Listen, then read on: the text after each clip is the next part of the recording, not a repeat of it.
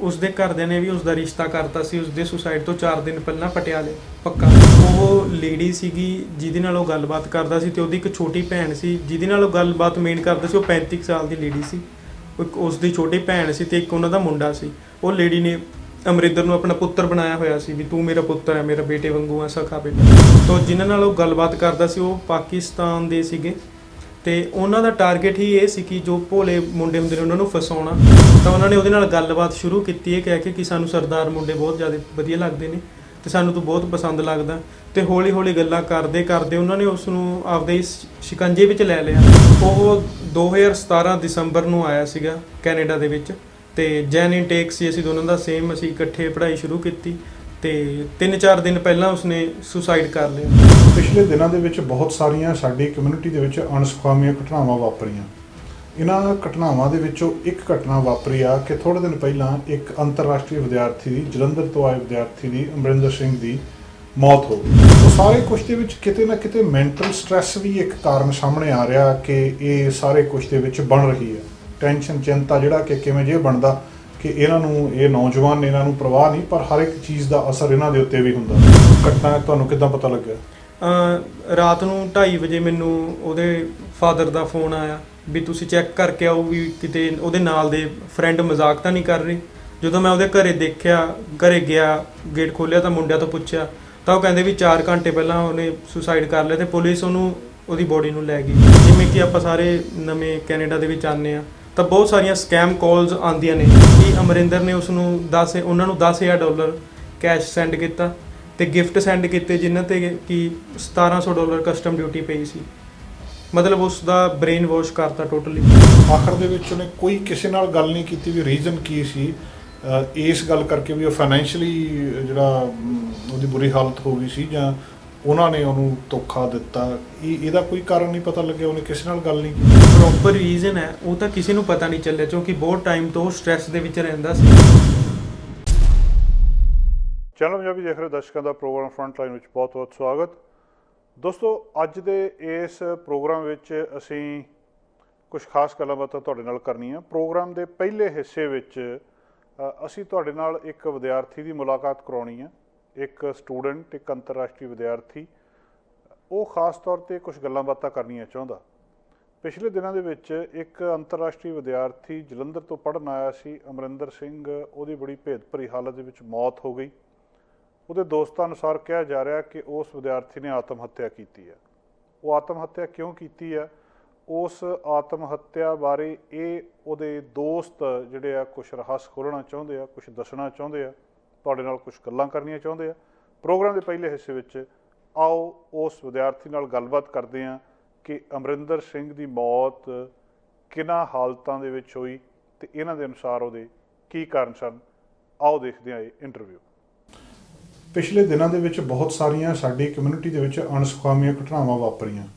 ਇਹਨਾਂ ਘਟਨਾਵਾਂ ਦੇ ਵਿੱਚੋਂ ਇੱਕ ਘਟਨਾ ਵਾਪਰੀ ਆ ਕਿ ਥੋੜ੍ਹੇ ਦਿਨ ਪਹਿਲਾਂ ਇੱਕ ਅੰਤਰਰਾਸ਼ਟਰੀ ਵਿਦਿਆਰਥੀ ਦੀ, ਜਲੰਧਰ ਤੋਂ ਆਏ ਵਿਦਿਆਰਥੀ ਦੀ, ਅਮਰਿੰਦਰ ਸਿੰਘ ਦੀ ਮੌਤ ਹੋ ਗਈ। ਉਹਦੀ ਮੌਤ ਬਾਰੇ ਕਈ ਤਰ੍ਹਾਂ ਦੀਆਂ ਗੱਲਾਂ ਸਾਹਮਣੇ ਆ ਰਹੀਆਂ। ਕੀ ਕਾਰਨ ਸੀ ਉਹਦੇ ਨਾਲ ਬਹੁਤ ਸਾਰੇ ਇਸ਼ੂਜ਼ ਜੁੜੇ ਨੇ ਇਸ ਘਟਨਾ ਦੇ ਨਾਲ। ਇਹ ਜਿਹੜੇ ਵਿਦਿਆਰਥੀ ਨੇ ਪੰਜਾਬ ਤੋਂ ਪੜ੍ਹਨ ਆਉਂਦੇ ਨੇ, ਇੱਥੇ ਮਿਹਨਤ ਕਰਦੇ ਨੇ, ਫੀਸਾਂ ਦਿੰਦੇ ਨੇ, ਫਿਰ ਆਪਣਾ ਰੋਟੀ ਪਾਣੀ ਦਾ ਪ੍ਰਬੰਧ ਕਰਦੇ ਨੇ। ਉਹ ਸਾਰੇ ਕੁਝ ਦੇ ਵਿੱਚ ਕਿਤੇ ਨਾ ਕਿਤੇ ਮੈਂਟਲ ਸਟ੍ਰੈਸ ਵੀ ਇੱਕ ਕਾਰਨ ਸਾਹਮਣੇ ਆ ਰਿਹਾ ਕਿ ਇਹ ਸਾਰੇ ਕੁਝ ਦੇ ਵਿੱਚ ਬਣ ਰਹੀ ਹੈ। ਟੈਨਸ਼ਨ, ਚਿੰਤਾ, ਜਿਹੜਾ ਕਿ ਕਿਵੇਂ ਜੇ ਬਣਦਾ ਕਿ ਇਹਨਾਂ ਨੂੰ, ਇਹ ਨੌਜਵਾਨ ਨੇ, ਇਹਨਾਂ ਨੂੰ ਪ੍ਰਵਾਹ ਨਹੀਂ, ਪਰ ਹਰ ਇੱਕ ਚੀਜ਼ ਦਾ ਅਸਰ ਇਹਨਾਂ ਦੇ ਉੱਤੇ ਵੀ ਹੁੰਦਾ। ਬਹੁਤ ਸਾਰੀਆਂ ਗੱਲਾਂ ਨੇ। ਅੱਜ ਉਹਨਾਂ ਦੇ ਇੱਕ ਸਾਥੀ ਸਾਡੇ ਨਾਲ ਆਏ ਨੇ, ਉਹ ਸਾਡੇ ਨਾਲ ਕੁਝ ਗੱਲਾਂ ਬਾਤਾਂ ਸਾਂਝੀਆਂ ਕਰਨੀਆਂ ਚਾਹੁੰਦੇ ਨੇ, ਖਾਸ ਕਰਕੇ ਇਸ ਵਿਦਿਆਰਥੀ ਦੀ ਮੌਤ ਨਾਲ ਸੰਬੰਧਿਤ। GoFundMe ਪੇਜ ਬਣਾਇਆ ਗਿਆ, ਉਹਦੇ ਉੱਤੇ ਇਸ ਵੇਲੇ ਤੱਕ ਜਦੋਂ ਅਸੀਂ ਗੱਲਬਾਤ ਕਰ ਰਹੇ ਹਾਂ $25,000 ਇਕੱਠਾ ਹੋ ਚੁੱਕਿਆ। $35,000 ਉਹਦੇ ਉੱਤੇ ਲਿਖਿਆ ਹੈ ਜਿਹੜਾ ਇਹਨਾਂ ਨੂੰ ਚਾਹੀਦਾ ਆ। ਜਲੰਧਰ ਦੇ ਵਿੱਚ, ਜਲੰਧਰ ਦਾ ਜਿਹੜਾ ਇਹ ਵਾਸੀ ਸੀਗਾ, ਇੱਥੇ ਆਇਆ ਸੀ ਇਹ ਨੌਜਵਾਨ ਪੜ੍ਹਾਈ ਕਰਨ ਦੇ ਲਈ। ਇਹ ਕੌਣ ਸੀ, ਕੀ ਗੱਲ ਹੋਈ, ਕੀ ਸਾਰੀ ਘਟਨਾ ਸੀ, ਉਹਦੇ ਦੋਸਤ ਇਹਦੇ ਬਾਰੇ ਕੀ ਕਹਿੰਦੇ ਆ, ਇਹ ਕਿਹੜੀਆਂ ਸਮੱਸਿਆਵਾਂ ਆ ਜਿਹੜੀਆਂ ਉਹਦੀ ਮੌਤ ਦਾ ਕਾਰਨ ਬਣੀਆਂ, ਇਹਦੇ ਸੰਬੰਧੀ ਅੱਜ ਉਹਨਾਂ ਦੇ ਦੋਸਤ ਸਾਡੇ ਨਾਲ ਸਟੂਡੀਓਜ਼ ਦੇ ਵਿੱਚ ਆਏ ਨੇ। ਉਹਨਾਂ ਨਾਲ ਗੱਲਬਾਤ ਕਰਦੇ ਹਾਂ। ਤੁਹਾਡਾ ਬਹੁਤ ਬਹੁਤ ਸਵਾਗਤ ਹੈ ਜੀ। ਜੀ ਆਇਆਂ ਨੂੰ। ਮੇਰੇ ਵੱਲੋਂ ਚੈਨਲ ਪੰਜਾਬੀ ਦੇਖਦੇ ਸਾਰੇ ਦਰਸ਼ਕਾਂ ਨੂੰ ਪਿਆਰ ਭਰੀ ਸਤਿ ਸ਼੍ਰੀ ਅਕਾਲ। ਸਤਿ ਸ਼੍ਰੀ ਅਕਾਲ ਜੀ। ਸਭ ਤੋਂ ਪਹਿਲਾਂ ਦੱਸਿਓ ਕਿ ਤੁਹਾਡਾ ਨਾਂ ਕੀ ਹੈ? ਹਾਂਜੀ। ਔਰ ਤੁਹਾਡਾ ਉਸ ਨੌਜਵਾਨ ਦੇ ਨਾਲ ਕੀ ਸੰਬੰਧ ਸੀ, ਜਾਂ ਤੁਸੀਂ ਉਹਨੂੰ ਕਿੱਦਾਂ ਜਾਣਦੇ? ਠੀਕ ਹੈ। ਮੇਰਾ ਨਾਮ ਸੁਖਪ੍ਰੀਤ ਸਿੰਘ ਹੈ ਤੇ ਮੈਂ ਅਮਰਿੰਦਰ ਸੰਧੂ ਦਾ ਬਹੁਤ ਹੀ ਖਾਸ ਫਰੈਂਡ ਸੀਗਾ, ਬਹੁਤ ਹੀ ক্লোਜ਼ ਫਰੈਂਡ। ਅਸੀਂ ਇਕੱਠੇ ਕਾਲਜ ਦੇ ਵਿੱਚ ਪੜ੍ਹਦੇ ਸੀ, ਪਹਿਲੇ ਸਮੈਸਟਰ ਵਿੱਚ ਇਕੱਠੇ ਆਏ ਸੀ ਤੇ ਕਿਹੜੇ ਕਾਲਜ ਸੀਗੇ ਜੀ? ਡਗਲਸ ਕਾਲਜ ਦੇ ਵਿੱਚ। ਤੇ 6 ਸਮੈਸਟਰ ਅਸੀਂ ਇਕੱਠੇ ਹੀ ਰਹੇ ਹਾਂ ਤੇ ਮੈਂ ਉਸ ਨੂੰ ਇਸ ਤਰ੍ਹਾਂ ਜਾਣਦਾ ਕਿ ਉਹ ਬਹੁਤ ਹੀ ਜ਼ਿਆਦਾ ਨਰਮ ਦਿਲ ਦਾ ਇਨਸਾਨ ਸੀ ਤੇ ਗੁਰਸਿੱਖ ਸੀਗਾ। ਮੀਟ, ਮੱਛੀ, ਆਂਡਾ, ਦਾਰੂ, ਸ਼ਰਾਬ ਇਹਨਾਂ ਸਭ ਚੀਜ਼ਾਂ ਤੋਂ ਬਹੁਤ ਦੂਰ ਸੀ। ਬਹੁਤ ਹੀ ਜਾਣਾ ਸਿਆਣਾ ਬੰਦਾ ਸੀਗਾ। ਮੈਂ ਉਸ ਤੋਂ ਮਤਲਬ ਸਿੰਸੀਅਰ ਇਨਸਾਨ ਦੇਖਿਆ ਨਹੀਂ ਅੱਜ ਤੱਕ ਕਦੇ। ਇਹ ਘਟਨਾ ਕਦੋਂ ਦੀ ਆ ਵਾਪਰੀ ਜੀ? ਇਹ- ਉਹਦਾ ਪਿਛੋਕੜ ਕਿੱਥੇ ਦਾ ਸੀ? ਕਦੋਂ ਆਇਆ ਸੀ ਇੱਥੇ? ਉਹ 2017 ਦਸੰਬਰ ਨੂੰ ਆਇਆ ਸੀਗਾ ਕੈਨੇਡਾ ਦੇ ਵਿੱਚ ਤੇ ਜੈਨ ਇਨਟੇਕ ਸੀ ਅਸੀਂ ਦੋਨਾਂ ਦਾ ਸੇਮ। ਅਸੀਂ ਇਕੱਠੇ ਪੜ੍ਹਾਈ ਸ਼ੁਰੂ ਕੀਤੀ ਤੇ 3-4 ਦਿਨ ਪਹਿਲਾਂ ਉਸਨੇ ਸੁਸਾਈਡ ਕਰ ਲਿਆ ਕੈਨੇਡਾ ਦੇ ਵਿੱਚ। ਸੁਸਾਈਡ ਕੀਤਾ ਜੀ? ਹਾਂਜੀ ਹਾਂਜੀ। ਘਟਨਾ ਤੁਹਾਨੂੰ ਕਿੱਦਾਂ ਪਤਾ ਲੱਗਿਆ? ਰਾਤ ਨੂੰ 2:30 ਵਜੇ ਮੈਨੂੰ ਉਹਦੇ ਫਾਦਰ ਦਾ ਫੋਨ ਆਇਆ ਵੀ ਤੁਸੀਂ ਚੈੱਕ ਕਰਕੇ ਆਓ ਵੀ ਕਿਤੇ ਉਹਦੇ ਨਾਲ ਦੇ ਫਰੈਂਡ ਮਜ਼ਾਕ ਤਾਂ ਨਹੀਂ ਕਰ ਰਹੇ। ਜਦੋਂ ਮੈਂ ਉਹਦੇ ਘਰੇ ਦੇਖਿਆ, ਘਰੇ ਗਿਆ, ਗੇਟ ਖੋਲ੍ਹਿਆ ਤਾਂ ਮੁੰਡਿਆਂ ਤੋਂ ਪੁੱਛਿਆ ਤਾਂ ਉਹ ਕਹਿੰਦੇ ਵੀ 4 ਘੰਟੇ ਪਹਿਲਾਂ ਉਹਨੇ ਸੁਸਾਈਡ ਕਰ ਲਿਆ ਤੇ ਪੁਲਿਸ ਉਹਦੀ ਬੋਡੀ ਨੂੰ ਲੈ ਗਈ ਫਰਦਰ ਇਨਵੈਸਟੀਗੇਸ਼ਨ ਕਰਨ ਲਈ। ਤੁਸੀਂ ਇਕੱਠੇ ਕਦੋਂ ਤੱਕ ਇਕੱਠੇ ਰਹੇ ਤੁਸੀਂ? ਪਹਿਲਾਂ ਅਸੀਂ ਬੇਸਮੈਂਟ ਵਿੱਚ ਸਾਡੇ ਨਾਲ ਰਹਿੰਦਾ ਸੀ, ਫਿਰ ਉਹ ਆਪਣੇ ਰਿਸ਼ਤੇਦਾਰਾਂ ਦੇ ਮੂਵ ਹੋ ਗਿਆ ਤੇ ਫਿਰ ਉਹ ਹੋਰ ਮੁੰਡਿਆਂ ਦੇ ਮੂਵ ਹੋ ਗਿਆ ਸੀ। ਇਹ ਘਟਨਾ ਉਸ ਜਗ੍ਹਾ ਵਾਪਰੀ ਹੈ? ਹਾਂਜੀ ਹਾਂਜੀ। ਤੁਹਾਨੂੰ ਕੀ ਲੱਗਦਾ ਵੀ ਕੀ ਗੱਲਬਾਤ ਜਿਹੜੀ ਤੁਸੀਂ ਦੱਸਣਾ ਚਾਹੁੰਦੇ ਜਾਂ ਕੀ ਕਾਰਨ ਸੀਗਾ ਇਹ ਸਾਰੇ ਕੁਝ ਦੇ ਪਿੱਛੇ ਕੀ ਹੈ ਜੀ? ਹਾਂਜੀ, ਇਹ ਉਸਦੀ ਜੋ ਮਾਨਸਿਕ ਸਥਿਤੀ ਸੀ ਉਹ ਬਹੁਤ ਜ਼ਿਆਦਾ ਮਤਲਬ ਡਿਸਟਰਬ ਰਹਿਣ ਲੱਗ ਗਿਆ ਸੀ। ਉਸ ਨੂੰ ਸਟ੍ਰੈਸ ਰਹਿਣ ਲੱਗ ਗਿਆ ਸੀ ਬਹੁਤ ਜ਼ਿਆਦਾ। ਜਦੋਂ ਕੋਈ ਨਵਾਂ ਅੰਤਰਰਾਸ਼ਟਰੀ ਵਿਦਿਆਰਥੀ ਪਹਿਲਾਂ ਕੈਨੇਡਾ ਦੇ ਵਿੱਚ ਆਉਂਦਾ ਤਾਂ ਉਹ ਬਹੁਤ ਜ਼ਿਆਦਾ ਲੋਨਲੀ ਫੀਲ ਕਰਦਾ, ਉਸਦਾ ਕੋਈ ਹੁੰਦਾ ਨਹੀਂਗਾ। ਉਹ ਘਰ ਦੇ ਦਾ ਬਹੁਤ ਹੀ ਜ਼ਿਆਦਾ ਲਾਡਲਾ ਪੁੱਤਰ ਸੀਗਾ, ਭੋਲਾ ਪੰਛੀ ਸੀ, ਕਦੇ ਘਰੋਂ ਬਾਹਰ ਰਿਹਾ ਨਹੀਂ ਸੀ। ਉਸਨੂੰ ਪਤਾ ਨਹੀਂ ਸੀ ਵੀ ਬਾਹਰ ਦਾ ਰਹਿਣ ਸਹਿਣ ਕਿਵੇਂ ਹੁੰਦਾ, ਮਾਪੇ ਤੋਂ ਬਿਨਾਂ ਇਕੱਲੇ ਕਿਵੇਂ ਰਹਿੰਦੇ ਨੇ ਬਹੁਤ ਹੀ ਭੋਲਾ ਪੰਛੀ ਸੀ। ਤੇ ਅਸੀਂ ਉਸ ਦੇ ਨਾਲ ਗੱਲ ਕਰਨ ਦੀ ਕੋਸ਼ਿਸ਼ ਕਰਦੇ ਵੀ ਤੂੰ ਸਟ੍ਰੈਸ ਦੇ ਵਿੱਚ ਰਹਿਣਾ, ਤਾਂ ਉਸ ਦਾ ਕੋਈ ਇੱਥੇ ਖਾਸ ਮਤਲਬ ਸਾਥ ਉਸ ਨੂੰ ਲੱਗਿਆ ਮੇਰਾ ਕੋਈ ਸਾਥ ਦੇ ਨਹੀਂ ਰਿਹਾ, ਇਕੱਲਾ ਫੀਲ ਕਰ ਰਿਹਾ। ਤਾਂ ਸੋਸ਼ਲ ਵੈਬਸਾਈਟ ਤੇ ਉਸ ਨੂੰ ਕੋਈ ਮਿਲਿਆ ਜਿਸ ਦੇ ਨਾਲ ਉਹ ਕਿ ਰੈਗੂਲਰ ਗੱਲਬਾਤ ਕਰਨ ਲੱਗਿਆ। ਸੋ ਜਿਵੇਂ ਕਿ ਆਪਾਂ ਸਾਰੇ ਨਵੇਂ ਕੈਨੇਡਾ ਦੇ ਵਿੱਚ ਆਉਂਦੇ ਹਾਂ ਤਾਂ ਬਹੁਤ ਸਾਰੀਆਂ ਸਕੈਮ ਕਾਲਸ ਆਉਂਦੀਆਂ ਨੇ। ਜੋ ਨਵਾਂ ਸਟੂਡੈਂਟ ਆਉਂਦਾ ਜਿਹਦਾ ਉਰੇ ਕੋਈ ਹੁੰਦਾ ਨਹੀਂ ਤਾਂ ਉਹਨਾਂ ਨੂੰ ਉਸ ਚੀਜ਼ ਦਾ ਨਹੀਂ ਪਤਾ ਹੁੰਦਾ। ਜਿਵੇਂ ਸਕੈਮ ਕਾਲਸ ਆਉਂਦੀਆਂ ਨੇ, ਆਪਾਂ ਨੂੰ ਕਹਿੰਦੇ ਆਪਣੀ ਕਾਰਡ ਇਨਫੋਰਮੇਸ਼ਨ ਦਿਓ, ਡੈਬਿਟ ਕਾਰਡ, ਤਾਂ ਉਸ ਤਰ੍ਹਾਂ ਦਾ ਸਕੈਮ ਇਨਫੋਰਮੇਸ਼ਨ ਆਉਂਦੀ ਹੈ। ਤਾਂ ਉਸ ਦੇ ਨਾਲ ਵੀ ਇੱਕ ਤਰ੍ਹਾਂ ਦਾ ਸਕੈਮ ਹੋਇਆ। ਉਸ ਨੂੰ ਕਿਸੇ ਨਾਲ ਉਹਦੀ ਗੱਲਬਾਤ ਹੋਣ ਲੱਗੀ। ਇਹ ਤੁਹਾਨੂੰ ਕਿਹਨੇ ਦੱਸਿਆ ਵੀ ਉਹਦੀ ਕਿਸੇ ਨਾਲ ਗੱਲਬਾਤ ਫੋਨ ਤੇ ਹੁੰਦੀ ਸੀ? ਉਹ ਸਾਡੇ ਨਾਲ ਰਹਿੰਦਾ ਸੀ ਤਾਂ ਉਸ ਕਰਕੇ ਸਾਨੂੰ ਥੋੜਾ ਬਹੁਤ ਪਤਾ ਲੱਗਿਆ ਵੀ ਉਹ ਫੋਨ ਤੇ ਕਿਸੇ ਨਾਲ ਗੱਲਬਾਤ ਕਰਦਾ। ਤਾਂ ਜਿਨ੍ਹਾਂ ਨਾਲ ਉਹ ਗੱਲਬਾਤ ਕਰਦਾ ਸੀ ਉਹ ਪਾਕਿਸਤਾਨ ਦੇ ਸੀਗੇ ਤੇ ਉਹਨਾਂ ਦਾ ਟਾਰਗੇਟ ਹੀ ਇਹ ਸੀ ਕਿ ਜੋ ਭੋਲੇ ਮੁੰਡੇ ਹੁੰਦੇ ਨੇ ਉਹਨਾਂ ਨੂੰ ਫਸਾਉਣਾ। ਤਾਂ ਉਹਨਾਂ ਨੇ ਉਹਦੇ ਨਾਲ ਗੱਲਬਾਤ ਸ਼ੁਰੂ ਕੀਤੀ ਇਹ ਕਹਿ ਕੇ ਕਿ ਸਾਨੂੰ ਸਰਦਾਰ ਮੁੰਡੇ ਬਹੁਤ ਜ਼ਿਆਦਾ ਵਧੀਆ ਲੱਗਦੇ ਨੇ ਤੇ ਸਾਨੂੰ ਤੂੰ ਬਹੁਤ ਪਸੰਦ ਲੱਗਦਾ। ਤੇ ਹੌਲੀ ਹੌਲੀ ਗੱਲਾਂ ਕਰਦੇ ਕਰਦੇ ਉਹਨਾਂ ਨੇ ਉਸ ਨੂੰ ਆਪਦੇ ਇਸ ਸ਼ਿਕੰਜੇ ਵਿੱਚ ਲੈ ਲਿਆ ਕਿ ਅਮਰਿੰਦਰ ਨੇ ਉਹਨਾਂ ਨੂੰ $10,000 ਕੈਸ਼ ਸੈਂਡ ਕੀਤਾ ਤੇ ਗਿਫਟ ਸੈਂਡ ਕੀਤੇ ਜਿਨ੍ਹਾਂ ਤੇ ਕਿ $1,700 ਕਸਟਮ ਡਿਊਟੀ ਪਈ ਸੀ। ਮਤਲਬ ਉਸ ਦਾ ਬ੍ਰੇਨ ਵਾਸ਼ ਕਰਤਾ ਟੋਟਲੀ। ਉਹ ਚੈਟ ਕਰਦਾ ਸੀ ਲਿਖ ਕੇ ਜਾਂ ਫੋਨ ਤੇ ਗੱਲ ਕਰਦਾ ਸੀ, ਜਾਂ ਉਹ ਕੌਣ ਸੀ ਮੁਰੇ ਜਿਹੜਾ ਉਹਦੇ ਨਾਲ ਗੱਲ ਕਰਦਾ ਸੀ? ਇਹਦੇ ਬਾਰੇ ਜੇ ਤੁਹਾਨੂੰ ਇਹ ਕਿੱਥੋਂ ਤੁਸੀਂ ਦਾਅਵੇ ਨਾਲ ਕਿੱਦਾਂ ਕਹਿ ਸਕਦੇ ਵੀ ਇਦਾਂ ਹੋਇਆ? ਕਿਉਂਕਿ ਕਈ ਵਾਰੀ ਉਹਨੇ ਸਾਡੇ ਹੁੰਦੇ ਹੀ ਉਹਨਾਂ ਨਾਲ ਗੱਲਬਾਤ ਕੀਤੀ ਹੈ। ਪਹਿਲਾਂ ਤਾਂ ਉਹ ਚੈਟ ਕਰਦਾ ਸੀ, ਫਿਰ ਉਹ ਫੋਨ ਵੀਡੀਓ ਕਾਲ ਵੀ ਕਰਨ ਲੱਗੇ। ਉਹ ਲੇਡੀ ਸੀਗੀ ਜਿਹਦੇ ਨਾਲ ਉਹ ਗੱਲਬਾਤ ਕਰਦਾ ਸੀ ਤੇ ਉਹਦੀ ਇੱਕ ਛੋਟੀ ਭੈਣ ਸੀ ਜਿਹਦੇ ਨਾਲ ਉਹ ਗੱਲਬਾਤ ਮੇਨ ਕਰਦਾ ਸੀ। ਉਹ 35 ਸਾਲ ਦੀ ਲੇਡੀ ਸੀ, ਉਸ ਦੀ ਛੋਟੀ ਭੈਣ ਸੀ ਤੇ ਇੱਕ ਉਹਨਾਂ ਦਾ ਮੁੰਡਾ ਸੀ। ਉਹ ਲੇਡੀ ਨੇ ਅਮਰਿੰਦਰ ਨੂੰ ਆਪਣਾ ਪੁੱਤਰ ਬਣਾਇਆ ਹੋਇਆ ਸੀ ਵੀ ਤੂੰ ਮੇਰਾ ਪੁੱਤਰ ਹੈ, ਮੇਰਾ ਬੇਟੇ ਵਾਂਗੂ ਆ, ਸਖਾ ਬੇਟਾ। ਅੱਛਾ। ਹਾਂਜੀ। ਤੇ ਬਸ ਉਹਨਾਂ ਦਾ ਮੇਨ ਮੋਟਿਵ ਹੀ ਇਹ ਸੀ ਵੀ ਇਸ ਨੂੰ ਬ੍ਰੇਨ ਵਾਸ਼ ਕਰੀਏ ਅਸੀਂ। ਤੇ ਬਹੁਤ ਜ਼ਿਆਦਾ ਉਸ ਦਾ ਬ੍ਰੇਨ ਵਾਸ਼ ਕਰਤਾ ਸੀ ਇਸ ਹੱਦ ਤੱਕ ਕਿ ਉਸਨੇ ਸੁਸਾਈਡ ਕਮਿਟ ਕਰ ਲਈ। ਜੋ ਅਸਲੀ ਗੱਲ ਸੀ ਉਸਦੇ ਸੁਸਾਈਡ ਦੀ, ਜੋ ਅਸਲੀ ਰੀਜ਼ਨ ਸੀ ਉਹ ਉਹਦੇ ਘਰਦਿਆਂ ਨੂੰ ਵੀ ਨਹੀਂ ਪਤਾ, ਉਹਦੇ ਨਾਲ ਦੇ ਫਰੈਂਡਸ ਨੂੰ ਵੀ ਨਹੀਂ ਪਤਾ। ਬਸ ਇੰਨਾ ਪਤਾ ਸਾਨੂੰ ਵੀ ਉਹ ਬਹੁਤ ਜ਼ਿਆਦਾ ਡਿਪਰੈਸ਼ਨ 'ਚ ਰਹਿੰਦਾ ਸੀ। ਉਹਨਾਂ ਦੇ ਨਾਲ ਗੱਲ ਕਰਦਾ ਤੇ ਇਸ ਸਟੇਟ ਤੇ ਪਹੁੰਚ ਚੁੱਕਿਆ ਵੀ ਉਸਨੇ ਸੁਸਾਈਡ ਕਰ ਲਈ। ਸਭ ਤੋਂ ਜ਼ਿਆਦਾ ਗੱਲ ਹੀ ਉਹ ਉਸ ਗਰੁੱਪ ਦੇ ਮੈਂਬਰਸ ਨਾਲ ਕਰਦਾ ਸੀ। ਮਤਲਬ ਉਹ ਡਿਪਰੈਸ਼ਨ ਸੀਗਾ ਜਾਂ ਬ੍ਰੇਨ ਵਾਸ਼ ਕਰਕੇ ਉਹਨੇ ਸੁਸਾਈਡ ਕਿਉਂ ਕਰ ਲਈ? ਇਹਦਾ ਕੀ ਮਤਲਬ ਹੋਇਆ? ਕਿਉਂਕਿ ਉਹਨਾਂ ਦਾ ਬ੍ਰੇਨ ਵਾਸ਼ ਕੀ ਪੈਸੇ ਲੈਣੇ ਸੀ ਉਹਨਾਂ ਨੇ? ਕਿਉਂਕਿ ਇੱਕ ਤਾਂ ਉਹ ਬਹੁਤ ਜ਼ਿਆਦਾ ਪੈਸੇ ਦੇ ਹਟਿਆ ਸੀ ਉਹਨਾਂ ਨੂੰ। ਫਿਰ ਦੂਜੀ ਗੱਲ, ਜਿਹੜੇ ਉਹ ਕਾਲਜ ਦੇ ਵਿੱਚ ਪੜ੍ਹਦਾ ਸੀ, ਜੋ ਵੀ ਕਲਾਸਾਂ ਸੀ, ਜਦੋਂ ਉਹਨੂੰ ਫੋਨ ਆਉਣਾ ਤੇ ਉਹਨੇ ਕਲਾਸ ਸਕਿਪ ਕਰ ਦੇਣੀ, ਕਲਾਸ ਸਕਿਪ ਕਰਕੇ ਚਲੇ ਜਾਣਾ ਜਾਂ ਕੁਝ ਵੀ ਹੋਣਾ, ਸਾਰਾ ਕੁਝ ਆਪਣਾ ਛੱਡਤਾ ਸੀ ਉਸਨੇ। ਬਹੁਤ ਜ਼ਿਆਦਾ ਉਹਦੀ ਕੰਡੀਸ਼ਨ ਖਰਾਬ ਹੋ ਗਈ ਸੀ, ਪੜ੍ਹਾਈ ਖਤਮ ਨਹੀਂ ਹੋਈ। ਸੋ ਇਸ ਕਾਰਨ ਉਸ ਦੀ ਇਹ ਸਟੇਟ ਹੋ ਗਈ ਸੀ ਕਿ ਉਹ ਕਹਿੰਦਾ ਆਈ ਕਾਂਟ ਟੇਕ ਇਟ ਐਨੀ ਮੋਰ, ਤੇ ਉਸ ਨੂੰ ਇਹ ਕਦਮ ਚੱਕਣਾ ਪਿਆ। ਪੈਸੇ ਵੱਲੋਂ ਤੰਗੀ ਹੋ ਗਈ ਸੀ?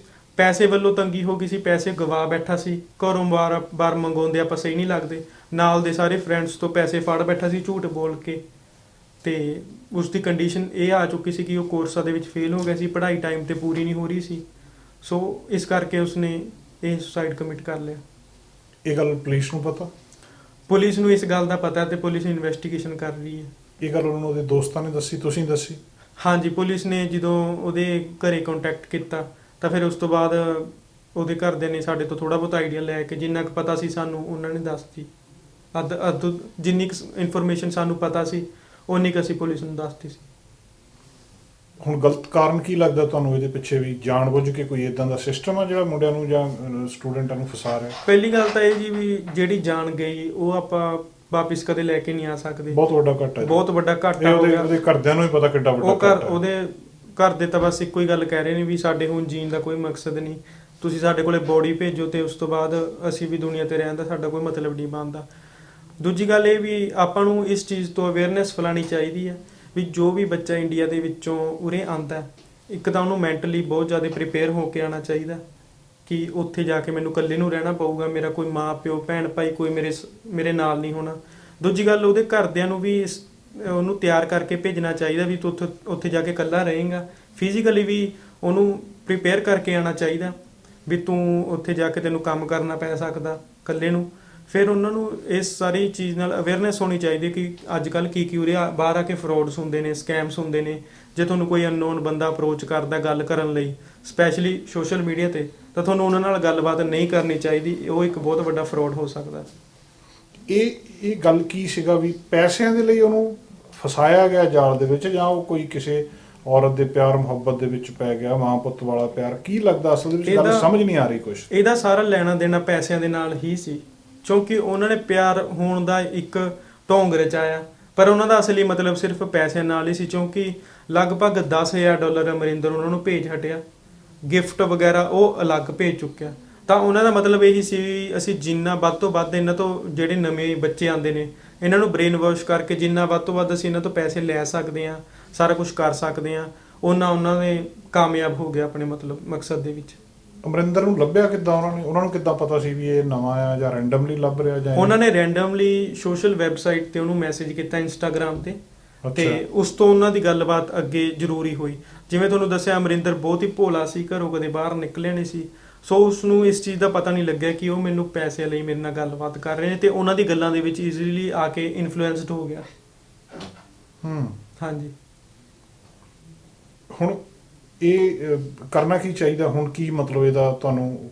ਉਹਦੇ ਦਾ ਅੱਗੇ ਉਹਨਾਂ ਦਾ ਕੋਈ ਕੰਟੈਕਟ, ਉਹ ਗਾਇਬ ਹੋ ਗਏ, ਉਹਦੇ ਤੋਂ ਬਾਅਦ ਕੋਈ ਉਹਨਾਂ ਦੀ ਫੜਾਈ ਕੋਈ ਪੁਲਿਸ ਨੇ, ਜਾਂ ਲੱਭਣਾ ਵੀ ਉਹ ਕੌਣ ਸੀ, ਕਿੱਥੇ ਦੇ ਸੀ, ਇਹਦਾ ਕੁਝ ਪਤਾ?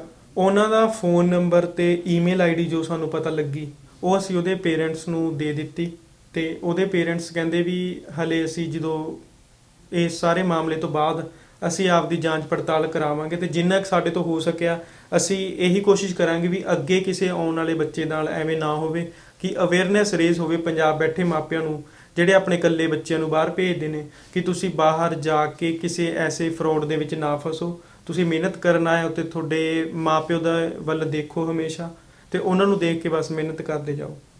ਬੜੀਆਂ ਅਣਸੁਖਾਵੀਆਂ ਘਟਨਾਵਾਂ ਅੰਤਰਰਾਸ਼ਟਰੀ ਵਿਦਿਆਰਥੀਆਂ ਦੇ ਨਾਲ ਇੱਥੇ ਵਾਪਰੀਆਂ, ਕਿ ਲੇਕਸ ਦੇ ਉੱਤੇ ਜਾਂ ਇੱਧਰ ਉੱਧਰ ਬਹੁਤ ਕੁਝ ਹੋ ਜਾਂਦਾ। ਪਰ ਇਹ ਇੱਕ ਵੱਖਰੀ ਕਿਸਮ ਦਾ ਜਿਹੜਾ ਦੁਖਾਂਤ ਵਾਪਰਿਆ, ਇਹ ਪਹਿਲਾਂ ਵੀ ਕਿਸੇ ਨਾਲ ਤੁਹਾਡੇ ਸਰਕਲ ਦੇ ਵਿੱਚ ਹੋਇਆ ਇਦਾਂ? ਹਾਂਜੀ, ਮੇਰੇ ਕਾਫੀ ਫਰੈਂਡਸ ਨੇ, ਜੋ ਕਿ ਇੱਥੇ ਇੱਕ ਰੀਸੈਂਟਲੀ ਮੇਰਾ ਫਰੈਂਡ ਕੈਨੇਡਾ ਦੇ ਵਿੱਚ ਆਇਆ, ਤੇ ਉਹਨੇ ਆਂਦੇ ਸਾਰੀ ਉਹਦੇ ਕ੍ਰੈਡਿਟ ਕਾਰਡ ਚੋਂ ਕਿਸੇ ਨੇ $8,000 ਕੱਢ ਲਏ। ਕਿਸੇ ਨੂੰ ਫੋਨ ਆਇਆ, ਉਹਨੂੰ ਕਿਸੇ ਨੇ ਫੋਨ ਕੀਤਾ ਵੀ ਤੁਸੀਂ ਆਪਣਾ ਕ੍ਰੈਡਿਟ ਕਾਰਡ ਇਨਫੋਰਮੇਸ਼ਨ ਦਿਓ, ਅਸੀਂ ਸਰਵਿਸ ਕੈਨੇਡਾ ਤੋਂ ਬੋਲ ਰਹੇ ਹਾਂ। ਸੋ ਉਸਨੇ ਆਪਣੀ ਇਨਫੋਰਮੇਸ਼ਨ ਦਿੱਤੀ ਤੇ ਅਗਲੇ ਦਿਨ ਉਸਦੇ ਕਾਰਡ ਦੇ ਵਿੱਚੋਂ ਸਾਰੇ ਪੈਸੇ $8,000 ਗਾਇਬ ਹੋ ਗਿਆ ਸੀ। ਸੋ ਸਾਰੇ ਬੈਠੇ ਦਰਸ਼ਕਾਂ ਨੂੰ ਇਹੀ ਅਵੇਅਰ ਕੀਤਾ ਜਾਵੇ ਕਿ ਜੋ ਸਰਵਿਸ ਕੈਨੇਡਾ ਹੋ ਗਈ ਜਾਂ ਹੋਰ ਵੀ ਸਰਕਾਰੀ ਵੈਬਸਾਈਟਸ ਨੇ, ਕੁਝ ਵੀ ਆ, ਉਹ ਮੇਲ ਥਰੂ ਹਮੇਸ਼ਾ ਆਪਾਂ ਨੂੰ ਅਪਰੋਚ ਕਰਦੇ ਨੇ, ਕਦੇ ਡਾਇਰੈਕਟ ਫੋਨ ਨਹੀਂ ਕਰਦੇ। ਸੋ ਜੋ ਵੀ ਇੰਡੀਆ ਤੋਂ ਆ ਰਿਹਾ, ਜੇ ਉਹਨੂੰ ਪਹਿਲਾਂ ਹੀ ਇਹਨਾਂ ਗੱਲਾਂ ਦਾ ਪਤਾ ਹੋਵੇ, ਅਵੇਅਰ ਹੋਵੇ, ਤਾਂ ਆਉਣ ਵਾਲੇ ਬਹੁਤ ਬੱਚੇ ਬਚ ਸਕਦੇ ਨੇ ਇਸ ਫਰੋਡ ਤੋਂ। ਕਿੰਨਾ ਕਦੋਂ ਕਿ ਇਸ ਜਾਲ ਦੇ ਵਿੱਚ ਇਹ ਅਮਰਿੰਦਰ ਫਸਿਆ, ਇਹਨਾਂ ਦੇ ਕੁਝ ਆਈਡੀਆ ਹੈਗਾ ਜਾਂ ਉਹਨੇ ਕਦੇ ਦੋਸਤਾਂ ਨਾਲ ਤੁਹਾਡੇ ਨਾਲ ਇਹ ਗੱਲ ਸ਼ੇਅਰ ਕਰਦਾ ਸੀ? ਲਗਭਗ ਸਾਲ ਕੁ ਪਹਿਲਾਂ ਦੀ ਗੱਲ ਹੈ ਜਦੋਂ ਉਸ ਦੀ ਗੱਲਬਾਤ ਹੋਣੀ ਸ਼ੁਰੂ ਹੋਈ। ਉਸ ਦੇ ਕੋਈ ਬਹੁਤੇ ਜ਼ਿਆਦਾ ਖਾਸ ਫਰੈਂਡ ਨਹੀਂ ਸੀਗੇ, ਬਹੁਤ ਸ਼ਰੀਫ ਮੁੰਡਾ ਸੀ, ਅੰਮ੍ਰਿਤ ਛਕਿਆ ਹੋਇਆ ਸੀ ਉਸਨੇ, ਤੇ ਉਹ ਬਸ ਉਸ ਇੰਨਾ ਕੁ ਤਨਹਾ ਹੋ ਗਿਆ ਸੀ ਬਾਹਰ ਆ ਕੇ ਕਿ ਕਦੇ ਮਾਪਿਓ ਨਹੀਂ ਸੀ ਉਸਦਾ, ਭੈਣ ਭਾਈ ਉਸਦੇ ਕੋਲੇ ਕੋਈ ਹੈ ਨਹੀਂ ਸੀ, ਕੋਈ ਗੱਲ ਕਰਨ ਲਈ ਉਸਨੂੰ ਚਾਹੀਦਾ ਸੀ ਕਿ ਮੇਰੇ ਨਾਲ ਕੋਈ ਗੱਲਬਾਤ ਕਰੇ ਤੇ ਮੇਰੀ ਹਾਲਾਤ ਨੂੰ ਸਮਝੇ, ਜੋ ਮੈਂ ਔਖਾ ਹੋ ਰਿਹਾ ਤੇ ਮੇਰਾ ਕੋਈ ਸਾਥ ਦੇਵੇ। ਤਾਂ ਉਸਨੇ ਗੱਲਬਾਤ ਕਰਨੀ ਸ਼ੁਰੂ ਕੀਤੀ ਉਹਨਾਂ ਨਾਲ, ਤੇ ਉਹਨਾਂ ਨੇ ਬਸ ਇਮੋਸ਼ਨਲੀ ਇਸ ਨੂੰ ਅਟੈਚ ਕਰਕੇ ਇਸ ਦਾ ਬਹੁਤ ਜ਼ਿਆਦਾ ਫਾਇਦਾ ਚੱਕ ਲਿਆ। ਉਹ ਪੂਰਾ ਪਰਿਵਾਰ ਦੇ ਵਿੱਚੋਂ ਕੀ ਅਟੈਚਮੈਂਟ ਸੀਗੀ ਇਹਨਾਂ ਦੇ ਨਾਲ ਵੀ, ਜਿਵੇਂ ਤੁਸੀਂ ਦੱਸਿਆ ਵੀ ਇਹਨੂੰ ਪੁੱਤ ਬਣਾਇਆ ਸੀ, ਪੁੱਤ ਕਹਿ ਕੇ ਪੈਸੇ ਲੈ ਲਏ ਇਹਦੇ ਤੋਂ? ਹਾਂਜੀ, ਉਹਨਾਂ ਨੇ ਇਸ ਨੂੰ ਪੁੱਤ ਬਣਾਇਆ ਤੇ ਜਿਹੜੀ ਮੇਨ ਲੇਡੀ ਸੀ 35 ਸਾਲਾਂ ਦੀ, ਉਹ ਕਹਿੰਦੀ ਵੀ ਅਮਰਿੰਦਰ ਮੇਰਾ ਸਖਾ ਪੁੱਤ ਹੈ, ਤੇ ਉਹਦੀ ਜਿਹੜੀ ਲੇਡੀ ਦੀ ਛੋਟੀ ਭੈਣ ਸੀ ਉਹ ਅਮਰਿੰਦਰ ਦੀ ਫਰੈਂਡ ਸੀ, ਕਹਿੰਦੀ ਉਹਦੇ ਨਾਲ ਇਹ ਫਰੈਂਡ ਬਣ ਕੇ ਗੱਲਾਂ ਕਰਦਾ। ਸੋ ਬੇਸਿਕਲੀ ਉਹਨਾਂ ਦਾ ਇੱਕ ਗਰੁੱਪ ਸੀਗਾ, ਤੇ ਗਰੁੱਪ ਦਾ ਮੇਨ ਮੋਟਿਵ ਹੀ ਇਹ ਸੀ ਵੀ ਅਸੀਂ ਜਿਵੇਂ ਤਿਵੇਂ ਮਰਜ਼ੀ ਕਰਕੇ ਇਹਨਾਂ ਤੋਂ ਪੈਸੇ ਲਈਏ। ਇੱਥੋਂ ਤੱਕ ਕਿ ਉਹਨਾਂ ਨੇ ਉਸ ਨੂੰ ਇੰਨਾ ਇਨਫਲੂਐਂਸ ਕਰਤਾ ਸੀ ਅਮਰਿੰਦਰ ਨੂੰ ਕਿ ਉਹ ਕਹਿੰਦਾ ਮੈਂ ਆਪਣਾ ਧਰਮ ਤੇ ਚੇਂਜ ਕਰਕੇ ਮੁਸਲਿਮ ਧਰਮ ਦੇ ਵਿੱਚ ਕਨਵਰਟ ਹੋਣ ਦੀ ਵੀ ਇੱਕ ਦੋ ਵਾਰੀ ਉਸਨੇ ਕੋਸ਼ਿਸ਼ ਕੀਤੀ। ਫਿਰ ਨਾਲ ਦੇ ਮੁੰਡਿਆਂ ਨੇ ਉਸਨੂੰ ਸਮਝਾਇਆ, ਇੱਥੋਂ ਤੱਕ ਕਿ ਉਹਨਾਂ ਨੇ ਪਾਕਿਸਤਾਨ ਬੈਠੇ ਬੈਠੇ ਇਸ ਤੋਂ ਟੇਵੇ ਵੀ ਮੰਗਵਾਏ, ਇੰਡੀਆ ਜਿਸ ਨੇ ਟੇਵੇ ਬਣਵਾਏ ਤੇ ਪਾਕਿਸਤਾਨ ਡਿਲੀਵਰ ਕੀਤੇ ਟੇਵੇ। ਸੋ ਮਤਲਬ ਉਹਨਾਂ ਨੇ ਹਰ ਤਰ੍ਹਾਂ ਦੀ ਕੋਸ਼ਿਸ਼ ਕੀਤੀ ਕਿ ਇਹ ਸਾਡੇ ਵੰਸ਼ ਦੇ ਵਿੱਚ ਆ ਜਾਵੇ। ਟੇਵੇ ਕਾਹਦੇ ਲਈ ਬਣਾਏ, ਕੁਝ ਪਤਾ ਇਹਦੇ ਬਾਰੇ ਜਾਂ ਕੀ ਗੱਲ ਸੀਗੀ? ਉਹਨਾਂ ਨੇ ਟੇਵੇ ਬਣਾਏ ਵੀ ਰਾਸ਼ੀ ਵਗੈਰਾ ਚੈੱਕ ਕਰਨ ਲਈ, ਕਿਉਂਕਿ ਜਿਹੜੀ ਉਹ ਲੇਡੀ ਸੀ ਉਹਦਾ ਜਿਹੜਾ ਭਰਾ ਸੀ ਉਹ ਤਾਂਤਰਿਕ ਸੀਗਾ, ਉਹਨਾਂ ਨੇ ਆਪ ਦੱਸੀ ਹੈ ਗੱਲ ਇਹ। ਸੋ ਉਹਨਾਂ ਨੇ ਟੇਵੇ ਬਣਾਏ ਵੀ ਆਪਾਂ ਹਰ ਚੀਜ਼ ਕਰੀਏ, ਵੀ ਇਸ ਨੂੰ ਆਪਣੇ ਵੰਸ਼ 'ਚ ਕਰੀਏ ਜਿਵੇਂ ਨਾ ਜਿਵੇਂ ਮਰਜ਼ੀ ਕਰਕੇ। ਸੋ ਉਹਨਾਂ ਨੇ ਪੂਰੀ ਕੋਸ਼ਿਸ਼ ਕੀਤੀ ਇਸ ਨੂੰ ਆਪਦੇ ਕੰਟਰੋਲ 'ਚ ਕਰਕੇ ਇਸ ਦਾ ਮੈਕਸਿਮਮ ਯੂਜ਼ ਕਰਨ ਦੀ। ਤੇ ਮਕਸਦ ਉਹਨਾਂ ਦਾ ਧਰਮ ਪਰਿਵਰਤਨ ਕਰਾਉਣਾ ਸੀ ਜਾਂ ਪੈਸੇ ਲੈਣਾ ਸੀ? ਮੇਰੇ ਹਿਸਾਬ ਨਾਲ ਉਹਨਾਂ ਦਾ ਮੇਨ ਮਕਸਦ ਇਹੀ ਸੀ ਕਿ ਜਿੰਨੇ ਵੱਧ ਤੋਂ ਵੱਧ ਇਸ ਤੋਂ ਪੈਸੇ ਲੈ ਸਕੀਏ, ਕਿਉਂਕਿ ਆਲਰੇਡੀ ਬਹੁਤ ਪੈਸੇ ਲੈ ਚੁੱਕੇ ਸੀ, ਤੇ ਮੇਨ ਮਕਸਦ ਮੇਰੇ ਹਿਸਾਬ ਨਾਲ ਇਹਨਾਂ ਦਾ ਇਹੀ ਸੀ। ਬਾਕੀ ਉਹਨਾਂ ਦੇ ਵਿੱਚ ਆਪਸ 'ਚ ਜੋ ਕਲੀਅਰ ਗੱਲ ਹੁੰਦੀ ਸੀ ਉਸ ਦਾ ਸਾਨੂੰ ਇੰਨਾ ਜ਼ਿਆਦਾ ਪਤਾ ਨਹੀਂ, ਪਰ ਉਸਨੇ ਪੈਸੇ ਸਾਡੇ ਤੋਂ ਫੜ ਕੇ ਮੁੰਡਿਆਂ ਤੋਂ ਵੀ ਬਹੁਤ ਜ਼ਿਆਦਾ ਭੇਜੇ ਪਾਕਿਸਤਾਨ। ਭੇਜਦਾ ਪਾਕਿਸਤਾਨ ਸੀ ਜਾਂ ਕਿਤੇ ਹੋਰ ਭੇਜਦਾ ਸੀ? ਪਾਕਿਸਤਾਨ ਭੇਜਦਾ ਸੀ ਪੈਸੇ। ਉਹ ਆਨਲਾਈਨ ਪਾਕਿਸਤਾਨ ਤੋਂ ਸੀ, ਇਹ ਗੱਲ ਕਿੱਦਾਂ ਪਤਾ ਲੱਗਦੀ ਸੀ? ਕਿਉਂਕਿ ਕਈ ਵਾਰੀ ਉਹ ਸਾਡੇ ਨਾਲ ਬੈਠਾ ਹੁੰਦਾ ਸੀ ਤੇ ਪਾਕਿਸਤਾਨ ਪੈਸੇ ਭੇਜ ਰਿਹਾ ਹੁੰਦਾ ਸੀ। ਅਸੀਂ ਜਦੋਂ ਪੁੱਛਦੇ ਵੀ ਤੂੰ ਕਿਹਨੂੰ ਭੇਜ ਰਿਹਾ, ਫਿਰ ਉਹ ਥੋੜਾ ਬਹੁਤ ਸਾਡੇ ਤੋਂ ਹੋ ਜਾਂਦਾ ਵੀ ਕੁਛ ਨਹੀਂ, ਮੇਰਾ ਫਰੈਂਡ ਹੈ, ਮੈਂ ਉਹਨਾਂ ਨੂੰ ਭੇਜ ਰਿਹਾ। ਪਰ ਉਹ ਲੁਕ ਛਿਪ ਕੇ ਇੰਨੀ ਜ਼ਿਆਦਾ ਅਮਾਊਂਟ ਭੇਜਣ ਲੱਗ ਗਿਆ ਸੀ, ਸਾਰੇ ਮੁੰਡਿਆਂ ਨੂੰ ਝੂਠ ਬੋਲ ਕੇ ਇਹ ਪੈਸੇ ਲੈਂਦਾ ਸੀ ਕਿ ਤੁਸੀਂ ਮੇਰੇ ਘਰ ਦੇ ਢਿੱਲੇ ਨੇ, ਮੈਨੂੰ ਪੈਸੇ ਸੈਂਡ ਕਰ ਦਿਓ। ਤਾਂ ਬਹੁਤ ਮੁੰਡਿਆਂ ਨੇ ਉਸਨੂੰ ਪੈਸੇ ਸੈਂਡ ਕੀਤੇ, ਪਰ ਉਸਨੇ ਸਾਰੇ ਪੈਸੇ ਪਾਕਿਸਤਾਨ ਭੇਜ ਦਿੱਤੇ। ਇਨਫੈਕਟ ਘਰੋਂ ਵੀ ਉਸਨੇ 6-7 ਲੱਖ ਰੁਪਏ ਮੰਗਵਾ ਕੇ ਪਾਕਿਸਤਾਨ ਭੇਜਤਾ, ਫੀਸ ਕਹਿ ਕੇ, ਫੀਸ ਦੇਣ ਦੀ ਜਗ੍ਹਾ ਤੇ। ਇਹ ਸਾਰੀ ਗੱਲਬਾਤ ਉਹ ਤੁਹਾਨੂੰ ਦੱਸਦਾ ਸੀ? ਕਦੇ ਕਿਸੇ ਨਾਲ ਦਿਲ ਖੋਲਦਾ ਸੀ ਵੀ ਮੈਂ ਇਦਾਂ ਮੇਰਾ ਉੱਥੇ, ਜਾਂ ਟੇਵਿਆਂ ਵਾਲੀ ਗੱਲ ਹੋਈ ਵੀ ਇਹ ਕਿੱਦਾਂ ਪਤਾ ਲੱਗਦਾ ਸੀ? ਟੇਵੇ ਦਾ ਉਸਨੇ ਨਾਲ ਦੇ ਮੁੰਡੇ ਤੋਂ ਹੀ ਕਹਿ ਕੇ ਮੰਗਵਾਏ ਸੀ ਇੰਡੀਆ ਥਰੂ, ਬਟ ਉਹ ਬਹੁਤ ਲਿਮਿਟਡ ਗੱਲ ਕਰਦਾ ਸੀਗਾ, ਇੰਨਾ ਖੁੱਲ ਕੇ ਨਹੀਂ ਦੱਸਦਾ ਸੀ, ਕੱਲਾ ਰਹਿੰਦਾ ਸੀ। ਜਦੋਂ ਵੀ ਉਸਨੂੰ ਫੋਨ ਆਉਂਦਾ ਉਹ ਪਾਰਕ 'ਚ ਚਲਾ ਜਾਂਦਾ ਕੱਲਾ ਗੱਲ ਕਰਨ ਲਈ, ਜਾਂ ਮਤਲਬ ਸਭ ਤੋਂ ਅਲੱਗ ਹੋ ਕੇ ਗੱਲ ਕਰਦਾ, ਤੇ ਉਸ ਮਤਲਬ ਦਿਨ ਦੇ ਵਿੱਚ 10-12 ਘੰਟੇ ਲਗਾਤਾਰ ਉਹ ਗੱਲ ਕਰਦਾ ਸੀ ਰੋਜ਼, ਸਾਰਾ ਕੁਝ ਛੱਡ ਕੇ ਆਪਣਾ। ਹਾਂਜੀ, ਕੀ ਲੱਗਦਾ ਹੁਣ ਇਹ ਮੈਸੇਜ ਕੀ ਦੇਣਾ ਚਾਹੁੰਦੇ ਵੀ ਦੂਜੇ ਬਚਣ ਕਿੱਦਾਂ ਇਹਦੇ ਤੋਂ? ਜਾਂ ਮੈਸੇਜ ਸਾਰਿਆਂ ਨੂੰ ਇਹੀ ਅਵੇਅਰ ਕਰਨਾ ਚਾਹੁੰਦੇ ਵੀ ਜੋ ਵੀ ਪੇਰੈਂਟਸ ਇੰਡੀਆ ਦੇ ਵਿੱਚ ਹੈਗੇ ਨੇ, ਜੋ ਸੋਚ ਰਹੇ ਨੇ ਕਿ ਸਾਡਾ ਬੱਚਾ ਬਾਹਰ ਜਾਵੇ, ਪਹਿਲੀ ਗੱਲ ਤਾਂ ਉਹਨਾਂ ਨੂੰ ਬਹੁਤ ਜ਼ਿਆਦਾ ਮੈਂਟਲੀ ਤੁਸੀਂ ਪ੍ਰੀਪੇਅਰ ਕਰਕੇ ਭੇਜੋ ਕਿ ਉਹ ਬਾਹਰ ਲੋਨਲੀਨੈਸ, ਸਟ੍ਰੈਸ, ਇਸ ਚੀਜ਼ ਨੂੰ ਹੈਂਡਲ ਕਰ ਸਕਣ, ਟੈਕਲ ਕਰ ਸਕਣ। ਫਿਰ ਫਿਜ਼ੀਕਲੀ ਉਹਨਾਂ ਨੂੰ ਸਟਰੋਂਗ ਬਣਾ ਕੇ ਭੇਜੋ ਕਿ ਕਿਉਂਕਿ ਉਰੇ ਬੱਚੇ ਨੇ ਜੋ ਬਹੁਤ ਜ਼ਿਆਦਾ ਹਾਰਡ ਵਰਕ ਕਰਦੇ ਨੇ, ਸਟੂਡੈਂਟ ਅਨੁਸਾਰ ਕੰਮ ਤੇ ਵੀ ਜਾਂਦੇ ਨੇ, ਨਾਲ ਪੜ੍ਹਾਈਆਂ ਵੀ ਪੂਰੀਆਂ ਕਰਦੇ ਨੇ। ਸੋ ਉਹਨਾਂ ਨੂੰ ਅਵੇਅਰਨੈਸ ਹੋਣੀ ਚਾਹੀਦੀ ਹੈ ਕਿ ਬਾਹਰ ਜਾ ਕੇ ਫਰੋਡ, ਸਕੈਮ ਵੀ ਹੁੰਦੇ ਨੇ, ਬਹੁਤ ਲੋਕ ਕਿ ਉਹਨਾਂ ਨੂੰ ਫਸਾਉਣ ਦੀ ਕੋਸ਼ਿਸ਼ ਕਰਦੇ ਨੇ। ਕੋਈ ਆਪਣੀ ਇਨਫੋਰਮੇਸ਼ਨ ਮੰਗਦਾ, ਡੈਬਿਟ ਕਾਰਡ ਦੀ, ਕ੍ਰੈਡਿਟ ਕਾਰਡ ਦੀ, ਕਿਸੇ ਨੂੰ ਦੇਣ ਦੀ ਲੋੜ ਨਹੀਂ। ਕੋਈ ਅਨਨੋਨ ਬੰਦਾ ਆਪਾਂ ਨੂੰ ਅਪਰੋਚ ਕਰਦਾ ਕਿ ਤੁਸੀਂ ਮੇਰੇ ਨਾਲ ਫਰੈਂਡਸ਼ਿਪ ਕਰੋ ਕਿਸੇ ਵੀ ਸੋਸ਼ਲ ਮੀਡੀਆ ਪਲੇਟਫਾਰਮ ਤੇ, ਤੋ ਆਪਾਂ ਨੂੰ ਕਿਸੇ ਨਾਲ ਵੀ ਗੱਲ ਕਰਨ ਦੀ ਲੋੜ ਨਹੀਂ। ਬਹੁਤ ਜ਼ਿਆਦਾ ਸਕੈਮ ਹੁੰਦੇ ਨੇ ਉਰੇ ਜੋ ਬੱਚੇ ਆਉਂਦੇ ਨੇ। ਸੋ ਜੇ ਅਵੇਅਰਨੈਸ ਫੈਲੂਗੀ ਤਾਂ ਮੈਨੂੰ ਲੱਗਦਾ ਬਹੁਤ ਲੋਕੀ ਬਚ ਜਾਣਗੇ ਇਸ ਚੀਜ਼ ਤੋਂ। ਤੁਹਾਨੂੰ ਲੱਗਦਾ ਵੀ ਉਹ ਇਕੱਲਾ ਸੀ, ਇਹ ਵੀ ਇੱਕ ਕਾਰਨ ਬਣਿਆ ਕਿ ਉਹ ਸੋਸ਼ਲ ਮੀਡੀਆ ਦੇ ਉੱਤੇ ਕਿਸੇ ਨਾਲ ਗੱਲਬਾਤ ਕਰਨ ਲੱਗ ਪਏ? ਜੇ ਉਹਦਾ ਸਰਕਲ ਹੁੰਦਾ ਜਾਂ ਉਹਦੇ ਇਸ ਤਰ੍ਹਾਂ ਹੁੰਦਾ, ਬਚਾਅ ਹੋ ਸਕਦਾ ਸੀ? ਹਾਂਜੀ, ਸਰਕਲ ਹੁੰਦਾ ਉਸਦੇ ਬਹੁਤ ਫਰੈਂਡ, ਜਿਵੇਂ ਕਿ ਅਸੀਂ ਨਾਲ ਉਸਦੇ ਰਹਿੰਦੇ ਸੀ, ਸਾਡਾ ਉਸ ਨਾਲ ਬਹੁਤ ਪ੍ਰੇਮ ਪਿਆਰ ਸੀ, ਪਰ ਉਸਨੂੰ ਇੱਕ ਅਲੱਗ ਤਰ੍ਹਾਂ ਦੀ ਅਟੈਚਮੈਂਟ ਚਾਹੀਦੀ ਸੀ ਕਿ ਜੋ ਸਿਰਫ ਮੇਰੀਆਂ ਗੱਲਾਂ ਸੁਣੇ, ਜੋ ਮੇਰੇ ਅੰਦਰ ਹੈ, ਜੋ ਕਿ ਇੱਕ ਆਪਾਂ ਆਪਣੇ ਲਾਈਫ ਪਾਰਟਨਰ ਵਿੱਚ ਭਾਲਦੇ ਹਾਂ। ਸੋ ਇੰਨੇ ਜੋ ਗੱਲਾਂ ਸੀ ਉਹ ਆਪਣੇ ਫਰੈਂਡਸ ਨਾਲ ਜੋ ਨਹੀਂ ਸ਼ੇਅਰ ਕਰ ਸਕਦਾ ਸੀ, ਜੋ ਉਸਦੇ ਦਿਲ ਦੀਆਂ ਗੱਲਾਂ ਸੀ, ਕਿਉਂਕਿ ਫਰੈਂਡਸ ਵੀ ਉਸਦੇ ਨਾਲ ਇੰਨਾ ਟਾਈਮ ਨਹੀਂ ਸਪੈਂਡ ਕਰ ਸਕਦੇ ਸੀ ਹਰ ਟਾਈਮ, ਕਿਉਂਕਿ ਕਿਸੇ ਨੇ ਉਹਦੇ ਕੰਮ ਤੇ ਜਾਣਾ ਹੁੰਦਾ, ਕਿਸੇ ਨੇ ਆਉਣਾ ਹੁੰਦਾ। ਸੋ ਉਸਨੂੰ ਉਹ ਸਾਰਾ ਜੋ ਮਿਲਿਆ ਵੀ ਮੈਨੂੰ ਕੋਈ ਟਾਈਮ ਦੇਵੇ, ਉਹ ਉਸਨੂੰ ਕਿਸੇ ਹੋਰ ਤੋਂ ਮਿਲ ਗਿਆ। ਉਸਨੂੰ ਪਾਕਿਸਤਾਨ ਬੈਠੀ ਲੇਡੀਜ਼ ਤੋਂ ਉਹ ਟਾਈਮ ਮਿਲਿਆ, ਉਹਨਾਂ ਨੇ ਉਹਦੇ ਨਾਲ ਗੱਲਬਾਤ ਕੀਤੀ, ਦਿਨ ਰਾਤ ਕੀਤੀ, ਤੇ ਇੰਨਾ ਉਹਦੇ ਨਾਲ ਇਮੋਸ਼ਨਲੀ ਉਹਨਾਂ ਨੇ ਅਟੈਚ ਕਰ ਲਿਆ ਕਿ ਉਹ ਬਿਲਕੁਲ ਹੀ ਹੋਰ ਕਿਸੇ ਨਾਲ ਗੱਲ ਕਰਕੇ ਰਾਜੀ ਹੀ ਨਹੀਂ ਸੀ। ਜਿਵੇਂ ਜਿਵੇਂ ਉਹ ਕਹੀ ਜਾਂਦੇ ਉਵੇਂ ਉਵੇਂ ਕਰੀ ਜਾਂਦਾ। ਇਹ ਤੁਹਾਡਾ ਅੰਦਾਜ਼ਾ ਹੈ ਜਾਂ ਤੁਹਾਡੇ ਸਾਰੇ ਦੋਸਤਾਂ ਦਾ ਮਤਲਬ ਇਹ ਇੱਕ ਐਨਾਲਿਸਿਸ ਆ ਵੀ ਇਹੀ ਗੱਲ ਸੀਗੀ? ਇਹ ਸਾਡਾ ਕਿ ਹੋਰ ਵੀ ਕਾਰਨ ਹੋ ਸਕਦਾ, ਜਾਂ ਤੁਹਾਨੂੰ ਲੱਗਦਾ, ਜਾਂ ਤੁਸੀਂ ਇਹਦੇ ਬਾਰੇ ਸ਼ੋਰ ਕਿੱਦਾਂ? ਅਸੀਂ ਇਹਦੇ ਬਾਰੇ ਡੈਫੀਨਿਟਲੀ ਸ਼ੋਰ ਹਾਂ। ਸਾਡੇ ਨਾਲ ਰਹਿੰਦਾ ਸੀ, ਜਿਵੇਂ ਜੋ ਵੀ ਹਰਕਤਾਂ ਕਰਦਾ ਸੀ ਸਾਨੂੰ ਪਤਾ ਲੱਗਦਾ ਸੀ। ਕਈ ਵਾਰੀ ਕਲਾਸ 'ਚ ਰੋਟੀ ਖਾ ਰਹੇ ਹੁੰਦੇ, ਉਹਨੂੰ ਫੋਨ ਆਉਂਦਾ, ਇੱਕਦਮ ਰੋਟੀ ਖਾਂਦਾ ਖਾਂਦਾ ਛੱਡ ਕੇ ਚਲਾ ਜਾਂਦਾ ਫੋਨ। ਸੋ ਉਸ ਦੀਆਂ ਹਰਕਤਾਂ ਤੋਂ ਦੇਖਦੇ ਹੋਏ, ਉਸਨੂੰ ਦੇਖਦੇ ਹੋਏ, ਉਸਦੇ ਬਿਹੇਵੀਅਰ ਨੂੰ ਦੇਖਦੇ ਹੋਏ ਸਾਨੂੰ ਅਸੀਂ ਸ਼ੋਰ ਹਾਂ ਕਿ ਉਸ ਦੇ ਪਿੱਛੇ ਇਹੀ ਰੀਜ਼ਨ ਹੈ।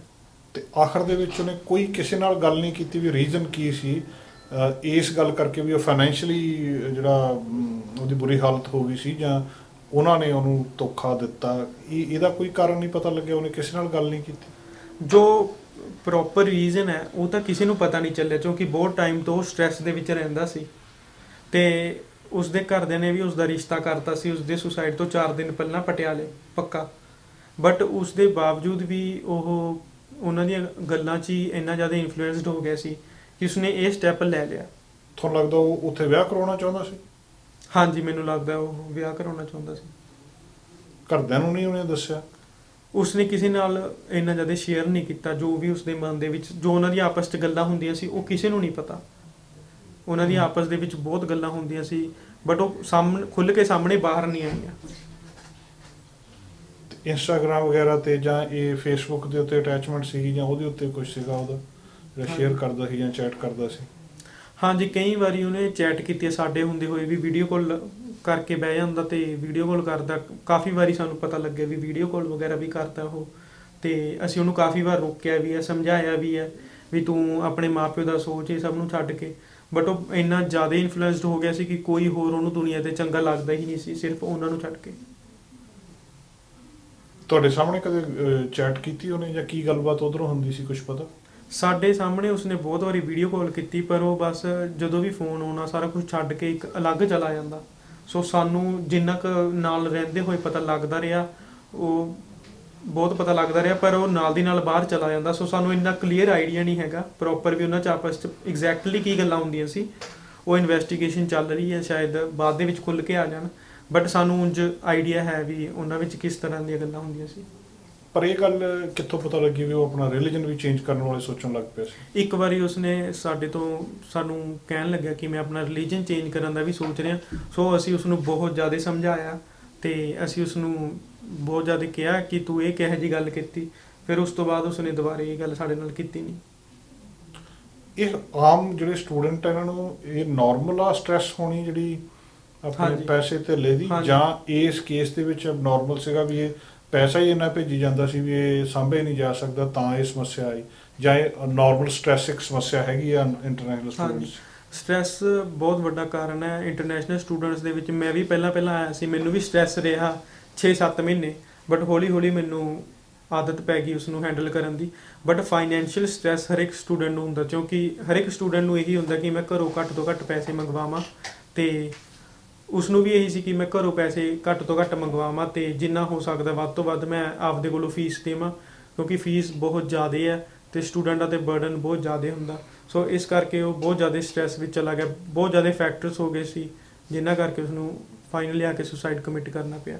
ਕਿੱਦਾਂ ਦੀ ਸਪੋਰਟ ਦੀ ਆਸ ਰੱਖਦੇ ਹੋ ਤੁਸੀਂ ਕਿ ਸੁਸਾਇਟੀ 'ਚੋਂ ਸਪੋਰਟ ਚਾਹੀਦੀ ਆ, ਗਵਰਨਮੈਂਟ ਕੁਝ ਫੀਸਾਂ ਘੱਟ ਕਰੇ, ਕੁਝ ਕੰਮ ਵੱਧ ਕਰਾਵੇ, ਜਾਂ ਜਿਹੜੇ ਇਹ ਕਲੀਨਿਕਲ ਕਾਉਂਸਲਰ ਨੇ ਇਹ ਹੁਣ ਕੀ ਲੱਗਦਾ ਤੁਹਾਨੂੰ ਕਿੱਥੇ ਕੰਮ ਕਰਨ ਦੀ ਲੋੜ ਹੈ? ਮੈਨੂੰ ਇਹੀ ਲੱਗਦਾ ਕਿ ਜੋ ਆਪਣੀ ਕਮਿਊਨਿਟੀ ਆ ਉਹੀ ਬਹੁਤ ਜ਼ਿਆਦਾ ਸਪੋਰਟ ਕਰ ਸਕਦੀ ਹੈ ਕਿ ਇਸ ਤਰ੍ਹਾਂ ਦੀ ਸਿਚੁਏਸ਼ਨ ਘਟ ਜਾਣ। ਜਿਵੇਂ ਕਿ ਪਿੱਛੇ ਜੇ ਉਹ ਕਿਸੇ ਇੰਪਲੋਇਰ ਕੋਲੇ ਲੱਗਿਆ ਸੀ ਆਪਣੇ ਕਮਿਊਨਿਟੀ ਦੇ, ਤੇ ਉਸ ਦੇ ਕੋਲੇ 3-4 ਮਹੀਨੇ ਕੰਮ ਕੀਤਾ ਤੇ ਉਹਨਾਂ ਨੇ ਇਸ ਨੂੰ ਪੇਮੈਂਟ ਨਹੀਂ ਕੀਤੀ, ਪੈਸੇ ਨਹੀਂ ਦਿੱਤੇ। ਸੋ ਬਹੁਤ ਕਿੱਸੇ ਇਹੋ ਜਿਹੇ ਸੁਣੇ ਨੇ ਕਿ ਆਪਣੇ ਇੰਪਲੋਇਰਸ ਕੰਮ ਕਰਵਾ ਲੈਂਦੇ ਨੇ ਤੇ ਬਾਅਦ ਦੇ ਵਿੱਚ ਪੈਸੇ ਨਹੀਂ ਦਿੰਦੇ। ਜੋ ਇੰਟਰਨੈਸ਼ਨਲ ਵਿਦਿਆਰਥੀ ਆਉਂਦਾ ਉਸ ਨੂੰ ਆਪਣੀ ਰਾਈਟਸ ਦਾ ਨਹੀਂ ਪਤਾ ਹੁੰਦਾ ਕਿ ਮੈਨੂੰ ਮੇਰੀਆਂ ਕੀ ਰਾਈਟਸ ਨੇ। ਜੇ ਮੈਨੂੰ ਕੰਮ ਅਨਸੇਫ ਫੀਲ ਹੁੰਦਾ ਤਾਂ ਮੈਂ ਕੰਮ ਛੱਡ ਸਕਦਾ। ਬਹੁਤ ਜ਼ਿਆਦਾ ਰਾਈਟਸ ਨੇ ਜੋ ਕਿ ਉਹਨਾਂ ਨੂੰ ਨਹੀਂ ਪਤਾ ਹੁੰਦਾ ਤੇ ਆਪਣੀ ਕਮਿਊਨਿਟੀ ਦੇ ਕਈ ਲੋਕ ਉਸ ਨੂੰ ਯੂਜ਼ ਕਰਕੇ ਸਟੂਡੈਂਟਸ ਨੂੰ ਐਕਸਪਲੋਇਟ ਕਰਦੇ ਨੇ। ਸੋ ਆਪਣੀ ਕਮਿਊਨਿਟੀ ਉਹਨਾਂ ਨੂੰ ਹੈਲਪ ਕਰ ਸਕਦੀ ਹੈ ਪ੍ਰੋਪਰ ਗਾਈਡ ਕਰਕੇ ਤੇ ਉਹਨਾਂ ਨੂੰ ਪ੍ਰੋਪਰਲੀ ਟਰੀਟ ਕਰ ਸਕਦੇ ਨੇ, ਜੋ ਉਹਨਾਂ ਦੀ ਰਾਈਟਸ ਨੇ ਉਹ ਪ੍ਰੋਪਰ ਉਹਨਾਂ ਨੂੰ ਪ੍ਰੋਵਾਈਡ ਕਰਕੇ। ਇੱਦਾਂ ਤਾਂ ਨਹੀਂ ਹੁੰਦਾ ਕਿ ਜੇ ਕਿਸੇ ਨੇ ਤੁਹਾਡੇ ਕੰਮ ਦੇ ਪੈਸੇ ਮਾਰੇ ਆ, ਕੈਨੇਡਾ ਵਿੱਚ ਸ਼ਿਕਾਇਤ ਹੋ ਸਕਦੀ ਹੈ ਕਿ ਇੱਦਾਂ ਤਾਂ ਨਹੀਂ ਕਿ ਤੁਸੀਂ ਵੀ ਜਿਹੜਾ ਉਹ ਕੰਮ ਜਿਹੜਾ ਉਹ ਵੀ ਗੈਰ ਕਾਨੂੰਨੀ ਤੌਰ ਤੇ ਕਈ ਵਾਰੀ ਕੀਤਾ ਜਾਂਦਾ ਤਾਂ ਸਮੱਸਿਆ ਆਉਂਦੀ ਹੈ? ਕਈ ਵਾਰੀ ਜਿਹੜੇ ਨਵੇਂ ਇੰਡੀਆ ਤੋਂ ਆਏ ਹੁੰਦੇ ਨੇ ਉਹਨਾਂ ਨੂੰ ਪਤਾ ਹੀ ਨਹੀਂ ਵੀ ਸ਼ਿਕਾਇਤ ਹੋ ਸਕਦੀ ਹੈ ਕੀ ਚੀਜ਼ਾਂ ਨੇ। ਉਹਨਾਂ ਨੂੰ ਆਪਣੀ ਰਾਈਟਸ ਦਾ ਅਧਿਕਾਰਾਂ ਦਾ ਪਤਾ ਹੀ ਨਹੀਂ ਵੀ ਕਿਵੇਂ ਕਰਦੇ ਨੇ, ਕਿਉਂਕਿ ਉਹਨਾਂ ਦੇ ਆਉਂਦੇ ਸਾਰੀ ਬਹੁਤ ਜ਼ਿਆਦਾ ਫੈਕਟਰ ਹੋ ਜਾਂਦੇ ਨੇ। ਜਿਵੇਂ ਕਿ ਇੱਕ ਪੜ੍ਹਾਈ ਉਹਨਾਂ ਨੇ ਆਪਦੇ ਦਮ ਤੇ ਕਰਨੀ ਹੁੰਦੀ ਹੈ ਸਾਰੀ, ਫਿਰ ਕੰਮਕਾਰ ਵਗੈਰਾ। ਸੋ ਉਹਨਾਂ ਕੋਲ ਇੰਨਾ ਟਾਈਮ ਹੀ ਨਹੀਂ ਹੁੰਦਾ ਕਿ ਉਹ ਸ਼ਿਕਾਇਤਾਂ ਕਰਨ ਜਾਂ ਉਧਰਲੇ ਪਾਸੇ ਜਾਣ। ਸੋ ਬਸ ਉਹ ਜਿਵੇਂ ਕੋਈ ਐਕਸ਼ਨ ਲੈਂਦੇ ਨਹੀਂ, ਬਹੁਤ ਰੇਅਰ ਹੈ ਕਿ ਕੋਈ ਸਟੂਡੈਂਟ ਐਕਸ਼ਨ ਲਵੇ ਕਿਸੇ ਖਿਲਾਫ। ਜਿਹੜੀਆਂ ਇੱਥੇ ਬਹੁਤ ਸਾਰੀਆਂ ਆਰਗੇਨਾਈਜੇਸ਼ਨ ਆ ਸਟੂਡੈਂਟਸ ਦੀਆਂ, ਉਹਨਾਂ ਨਾਲ ਤੁਸੀਂ ਗੱਲ ਕੀਤੀ ਜਾਂ ਉਹਨਾਂ ਤੋਂ ਹੈਲਪ ਹੋਈ ਕੋਈ? ਉਹਨਾਂ ਨੇ ਅਸੀਂ GoFundMe ਤੇ ਪਰਸੋਂ ਅਕਾਊਂਟ ਪਾਇਆ ਸੀ ਤੇ ਬਹੁਤ ਜ਼ਿਆਦਾ ਆਰਗੇਨਾਈਜੇਸ਼ਨਸ ਨੇਗੀਆਂ ਜਿਨ੍ਹਾਂ ਨੇ ਸਾਡਾ GoFundMe ਥਰੂ ਸਾਡੀ ਹੈਲਪ ਕੀਤੀ ਤੇ 2 ਦਿਨਾਂ ਦੇ ਵਿੱਚ ਹੀ ਸਾਡੇ ਕੋਲੇ $25,000 ਅਮਾਊਂਟ ਕਲੈਕਟ ਹੋ ਗਈ ਸੀ। ਤੇ ਦੁੱਖ ਨਿਵਾਰਨ ਸਾਹਿਬ ਗੁਰਦੁਆਰੇ ਉਹ ਸੁਣੇ ਵੀ ਬੋਡੀਜ਼ ਇੰਡੀਆ ਭੇਜਣ ਦੇ ਵਿੱਚ ਹੈਲਪ ਕਰਦੇ ਨੇ ਤੇ ਅਸੀਂ ਉਹਨਾਂ ਨੂੰ ਹੁਣੀ ਥੋੜੇ ਟਾਈਮ ਤੱਕ ਅਪਰੋਚ ਕਰਕੇ ਦੇਖਾਂਗੇ। ਬੋਡੀ ਕਦੋਂ ਭੇਜਣ ਦਾ ਪਲਾਨ ਕਰ ਰਹੇ ਹੋ ਤੁਸੀਂ ਇੰਡੀਆ, ਤੇ ਕਿੰਨੇ ਕੁ ਪੈਸੇ ਤੁਹਾਡੇ ਘੱਟ ਨੇ? ਅਸੀਂ ਫਿਊਨਰਲ ਹਾਊਸ ਵਾਲਿਆਂ ਨੂੰ ਅਪਰੋਚ ਕੀਤਾ ਹੋਇਆ, ਬੋਡੀ ਦੀ ਆਟੋਪਸੀ ਵਗੈਰਾ ਚੱਲ ਰਹੀ ਹੈ ਹਾਲੇ ਤੇ 2-3 ਵੀਕਸ ਦੇ ਵਿੱਚ ਬੋਡੀ ਇੰਡੀਆ ਜਲਦੀ ਤੋਂ ਜਲਦੀ ਪਹੁੰਚ ਜਾਊਗੀ। ਉਹਨਾਂ ਨੇ ਅਪਰੋਕਸੀਮੇਟ ਆਈਡੀਆ ਦਿੱਤਾ ਕਿਉਂਕਿ ਕੁਝ ਵੀ ਗਵਰਨਮੈਂਟ ਦੇ it's up to totally government ਕਿ ਉਹ ਕਿੰਨਾ ਟਾਈਮ ਲੈਂਦੇ ਨੇ। ਸੋ ਗਵਰਨਮੈਂਟ ਤੇ ਡਿਪੈਂਡ ਕਰਦਾ ਹੈ, ਬਟ ਉਹਨਾਂ ਨੇ ਸਾਨੂੰ 2-3 ਹਫ਼ਤੇ ਦੱਸਿਆ ਵੀ ਇੰਨੇ ਕੁ ਦੇ ਵਿੱਚ ਬੋਡੀ ਪਹੁੰਚ ਜੂਗੀ। ਘਰ ਕੌਣ ਨੇ ਪਿੱਛੇ ਅਮਰਿੰਦਰ ਦੇ? ਉਹਨਾਂ ਦੇ ਘਰ ਸਿਰਫ ਉਹਨਾਂ ਦੇ ਮੰਮੀ ਤੇ ਮਦਰ ਤੇ ਫਾਦਰ ਨੇ ਬਸ। ਕੱਲਾ ਮੁੰਡਾ ਸੀ? ਕੱਲਾ ਮੁੰਡਾ ਸੀ। ਕੋਈ ਆਖਰ ਦੇ ਵਿੱਚ ਸੁਨੇਹਾ ਮੈਸੇਜ ਸਾਡੇ ਦਰਸ਼ਕਾਂ ਲਈ ਤੁਸੀਂ ਦੇਣਾ ਚਾਹੋਗੇ? ਆਖਿਰ ਦੇ ਵਿੱਚ ਸਾਰੇ ਦਰਸ਼ਕਾਂ ਨੂੰ ਇਹੀ ਅਪੀਲ ਹੈ ਕਿ ਜਦੋਂ ਵੀ ਕਿਸੇ ਦਾ ਤੁਹਾਡਾ ਬੱਚਾ ਬਾਹਰ ਆਉਂਦਾ ਜਾਂ ਪੇਰੈਂਟਸ ਨੂੰ ਇਹੀ ਅਪੀਲ ਹੈ ਕਿ ਤੁਸੀਂ ਉਹਨਾਂ ਨੂੰ ਫਰੋਡਸ ਤੋਂ ਵੱਧ ਬਚ ਸਕਣ। ਸਕੈਮ ਮੂਹਰੇ ਬਹੁਤ ਜ਼ਿਆਦਾ ਹੁੰਦੇ ਨੇ ਤੇ ਬੱਚੇ ਜਿੰਨਾ ਹੋ ਸਕੇ ਉਹਨਾਂ ਨੂੰ ਅਵੇਅਰਨੈਸ ਫੈਲੂਗੀ, ਓਨਾ ਹੀ ਬੱਚਿਆਂ ਦਾ ਫਾਇਦਾ ਹੋਊਗਾ। ਤੇ ਜਿਵੇਂ ਇਸ ਬੱਚੇ ਨਾਲ ਹੋਇਆ ਕਿਸੇ ਹੋਰ ਬੱਚੇ ਨਾਲ ਨਾ ਹੋਵੇ, ਸਾਡੀ ਇਹੀ ਕੋਸ਼ਿਸ਼ ਹੈ। ਬਹੁਤ ਸ਼ੁਕਰੀਆ ਜੀ, ਥੈਂਕ ਯੂ ਵੈਰੀ ਮਚ। ਦੋਸਤੋ ਤੁਸੀਂ ਇਸ ਨੌਜਵਾਨ ਦੀ ਗੱਲਬਾਤ ਸੁਣੀ ਹੈ, ਇਹਨਾਂ ਦੀ ਜਿਹੜੀ ਮਾਸੂਮੀਅਤ ਆ ਤੁਹਾਨੂੰ ਦਿਸ ਰਹੀ ਹੈ ਔਰ ਕਿਸ ਤਰ੍ਹਾਂ ਇੱਕ ਇਸ ਵੱਡੀ ਦੁਨੀਆ ਦੇ ਵਿੱਚ ਕੋਈ ਸ਼ੈਤਾਨ ਲੋਕਾਂ ਦੀ ਸਟ੍ਰੈਸ ਦਾ ਸ਼ਿਕਾਰ ਇਹ ਨੌਜਵਾਨ ਅਮਰਿੰਦਰ ਸਿੰਘ ਹੋਇਆ। ਕੱਲਾ ਘਰਦਿਆਂ ਦਾ ਨੌਜਵਾਨ, ਇਹ ਅਸੀਂ ਗੱਲ ਕਰ ਸਕਦੇ ਹਾਂ, ਪਰ ਉਹਦੇ ਘਰਦਿਆਂ ਨਾਲ ਕੀ ਬੀਤਦੀ ਜਾਂ ਦੁੱਖ ਕਿੱਡਾ ਕੁ ਵੱਡਾ ਹੈ ਇਹ ਉਹੀ ਮਹਿਸੂਸ ਕਰ ਸਕਦੇ ਨੇ। ਔਰ ਇਹ ਨੌਜਵਾਨ ਤੇ ਇਹਦੇ ਸਾਥੀਆਂ ਦਾ ਇੱਕੋ ਇੱਕ ਅੱਜ ਸੁਨੇਹਾ ਸੀ ਕਿ ਉਹ ਅਮਰਿੰਦਰ ਸਿੰਘ ਦੇ ਨਾਲ ਜੋ ਵਾਪਰਿਆ ਉਹ ਹੋਰ ਕਿਸੇ ਦੇ ਨਾਲ ਨਾ ਵਾਪਰੇ। ਜਿੱਥੇ ਮਾਪੇ ਸੁਚੇਤ ਰਹਿਣ ਉੱਥੇ ਇਹ ਨੌਜਵਾਨ ਬੱਚੀਆਂ ਵੀ ਸੁਚੇਤ ਰਹਿਣ ਕਿ ਇਸ ਤਰ੍ਹਾਂ ਦੇ ਕਿਸੇ ਵੀ ਜਾਲ ਦੇ ਵਿੱਚ ਨਾ ਫਸੋ ਜਿਹਦੇ ਵਿੱਚ ਤੁਹਾਡਾ ਫਾਈਨੈਂਸ਼ੀਅਲ ਲਾਸ ਹੋ ਜਾਵੇ, ਇਮੋਸ਼ਨਲ ਤੁਸੀਂ ਇੰਨੇ ਜ਼ਿਆਦਾ ਵੀਕ ਹੋ ਜਾਓ ਕਿ ਆਹ ਜਿਹੜਾ ਦਿਨ ਸਾਹਮਣੇ ਆ ਜਾਵੇ। ਇਹ ਮੌਤ ਕਿਉਂ ਹੋਈ ਹੈ, ਇਹਦੇ ਕੀ ਕਾਰਨ ਨੇ, ਇਹਦੇ ਬਾਰੇ ਇਨਵੈਸਟੀਗੇਸ਼ਨਸ ਤੋਂ ਬਾਅਦ ਹੀ ਸਾਰੀਆਂ ਗੱਲਾਂ ਸਾਰੇ ਤੱਥ ਸਾਹਮਣੇ ਆਉਣਗੇ। ਇਹਦੇ ਬਾਰੇ ਕੋਈ ਵੀ ਦਾਅਵਾ ਨਹੀਂ ਕੀਤਾ ਜਾ ਸਕਦਾ, ਪਰ ਉਹਦੇ ਦੋਸਤ ਜਿਹੜੇ ਸੀ ਇਹ ਗੱਲ ਤੁਹਾਡੇ ਤੱਕ ਪਹੁੰਚਾਉਣਾ ਚਾਹੁੰਦੇ ਸੀ ਕਿ ਇੱਕ ਵੀ ਸਮਾਜ ਦੀ ਤਹਿ ਦੇ ਥੱਲੇ ਕੁਝ ਵੀ ਵਾਪਰ ਰਿਹਾ ਜਿਹਦੇ ਬਾਰੇ ਸਾਨੂੰ ਪਤਾ ਨਹੀਂ। ਇਹਨਾਂ ਨੇ ਅਵੇਅਰ ਕਰਵਾਇਆ। ਅੱਜ ਦਾ ਪ੍ਰੋਗਰਾਮ ਇੱਥੇ ਸਮਾਪਤ ਕਰਦੇ ਹਾਂ, ਫਿਰ ਤੁਹਾਡੇ ਨਾਲ ਮੁਲਾਕਾਤ ਹੋਏਗੀ। ਅਲਵਿਦਾ ਦੋਸਤੋ। ਦੋਸਤੋ ਪ੍ਰੋਗਰਾਮ ਦੇ ਵਿੱਚ ਇੱਕ ਵਾਰੀ ਫਿਰ ਤੋਂ ਸਵਾਗਤ। ਪ੍ਰੋਗਰਾਮ ਦੇ ਇਸ ਹਿੱਸੇ ਵਿੱਚ ਅਸੀਂ ਗੱਲਬਾਤ ਕਰਨੀ ਹੈ ਸਰਦਾਰ ਕੁਲਮੀਤ ਸਿੰਘ ਸੰਘਾ ਹੋਣਾ ਨਾਲ। ਐਡਮਿੰਟਨ ਸਟੂਡੀਓ ਤੋਂ ਸਾਡੇ ਨਾਲ ਨੇ, ਉਹਨਾਂ ਦੇ ਨਾਲ ਅਸੀਂ ਗੱਲਬਾਤ ਕਰਦੇ ਹਾਂ। ਐਡਮਿੰਟਨ ਦੀਆਂ ਕੀ ਅਪਡੇਟਸ ਨੇ ਇਹਦੇ ਬਾਰੇ ਉਹਨਾਂ ਕੋਲੋਂ ਜਾਣਦੇ ਹਾਂ। ਸੰਘਾ ਸਾਹਿਬ ਬਹੁਤ ਬਹੁਤ ਸਵਾਗਤ ਹੈ ਜੀ, ਆਇਆਂ ਨੂੰ। ਧੰਨਵਾਦ ਜਸਕਰਨ ਜੀ, ਬਹੁਤ ਸ਼ੁਕਰੀਆ। ਮੇਰਾ ਖਿਆਲ ਹੈ 2 ਹਫ਼ਤੇ ਹੋ ਗਏ ਨੇ ਗੱਲਬਾਤ ਹੋਈ ਨੂੰ। ਹਾਂਜੀ 2 ਹਫ਼ਤੇ ਹੋ ਗਏ ਜੀ। ਸੰਘਾ ਸਾਹਿਬ ਕੀ ਅਪਡੇਟ ਆ, ਕੀ ਖਬਰਸਾਰ ਆ ਅਲਬਰਟਾ ਦੀ, ਐਡਮਿੰਟਨ ਦੀ ਜੀ? ਐਡਮਿੰਟਨ ਦੀ ਖਬਰਸਾਰ ਇੱਦਾਂ ਹੈ ਜੀ ਵੀ ਸਾਡੇ ਇੱਕ ਤਾਂ ਪਹਿਲੀ ਗੱਲ ਆ, ਤੁਹਾਨੂੰ ਪਤਾ ਵੀ ਕੱਲ ਥਰੋਨ ਸਪੀਚ ਹੋਈ ਆ, ਉਹਦੇ ਤੋਂ ਸਾਡੇ ਪ੍ਰੀਮੀਅਰ ਹੋਰੀ ਖਫਾ ਨੇ। ਪ੍ਰੀਮੀਅਰ ਜੇਸਨ ਕੈਨੀ ਉਹਨਾਂ ਨੇ ਉਸ ਗੱਲ ਨੂੰ ਬਿਲਕੁਲ ਰੱਦ ਕਰ ਦਿੱਤਾ। ਉਹ ਕਹਿੰਦੇ ਜੀ ਵੀ ਦੇਖੋ ਜੋ ਟਰੂਡੋ ਸਾਹਿਬ ਨੇ ਜਿਹੜੀਆਂ ਪਾਲਿਸੀਜ਼ ਦੱਸੀਆਂ ਉਹਦੇ ਨਾਲ ਅਲਬਰਟਾ ਦਾ ਕੋਈ ਫਾਇਦਾ ਨਹੀਂ ਹੋਣ ਜਾ ਰਿਹਾ, ਖਾਸ ਕਰਕੇ ਆਇਲ ਇੰਡਸਟਰੀ ਦਾ, ਜਿਹਦੇ ਵਿੱਚ ਬਹੁਤ ਸਾਰੇ ਲੋਕ ਉਹ ਕਹਿੰਦੇ ਵੀ ਅਨਐਮਪਲੋਇਡ ਹੋਏ ਨੇ, ਕੋਈ ਉਹਨਾਂ ਨੂੰ ਫਾਇਦਾ ਨਹੀਂ ਹੋ ਰਿਹਾ। ਸੋ ਉਹਨਾਂ ਨੇ ਉਹ ਜਿਹੜੀ ਥਰੋਨ ਸਪੀਚ ਹੈ ਜੀ ਉਹ ਬਿਲਕੁਲ ਕਹਿ ਲਓ ਨਕਾਰ ਦਿੱਤੀ ਹੈ। ਦੂਸਰਾ ਕੋਵਿਡ-19 ਦੇ ਪੱਖ ਤੋਂ ਜੇ ਦੇਖਿਆ ਜਾਏ ਤਾਂ ਜੀ ਕੈਲਗਰੀ ਦੇ ਫੁੱਟ ਹਿਲਜ਼ ਹਸਪੀਟਲ ਦੇ ਵਿੱਚ ਆਊਟਬ੍ਰੇਕ ਹੋਈ ਆ, ਉਹਨਾਂ ਦੇ 3 ਯੂਨਿਟਸ ਦੇ ਵਿੱਚ, ਔਰ ਉੱਥੇ 3 ਮੌਤਾਂ ਵੀ ਹੋਈਆਂ ਨੇ ਕੈਲਗਰੀ ਦੇ ਵਿੱਚ।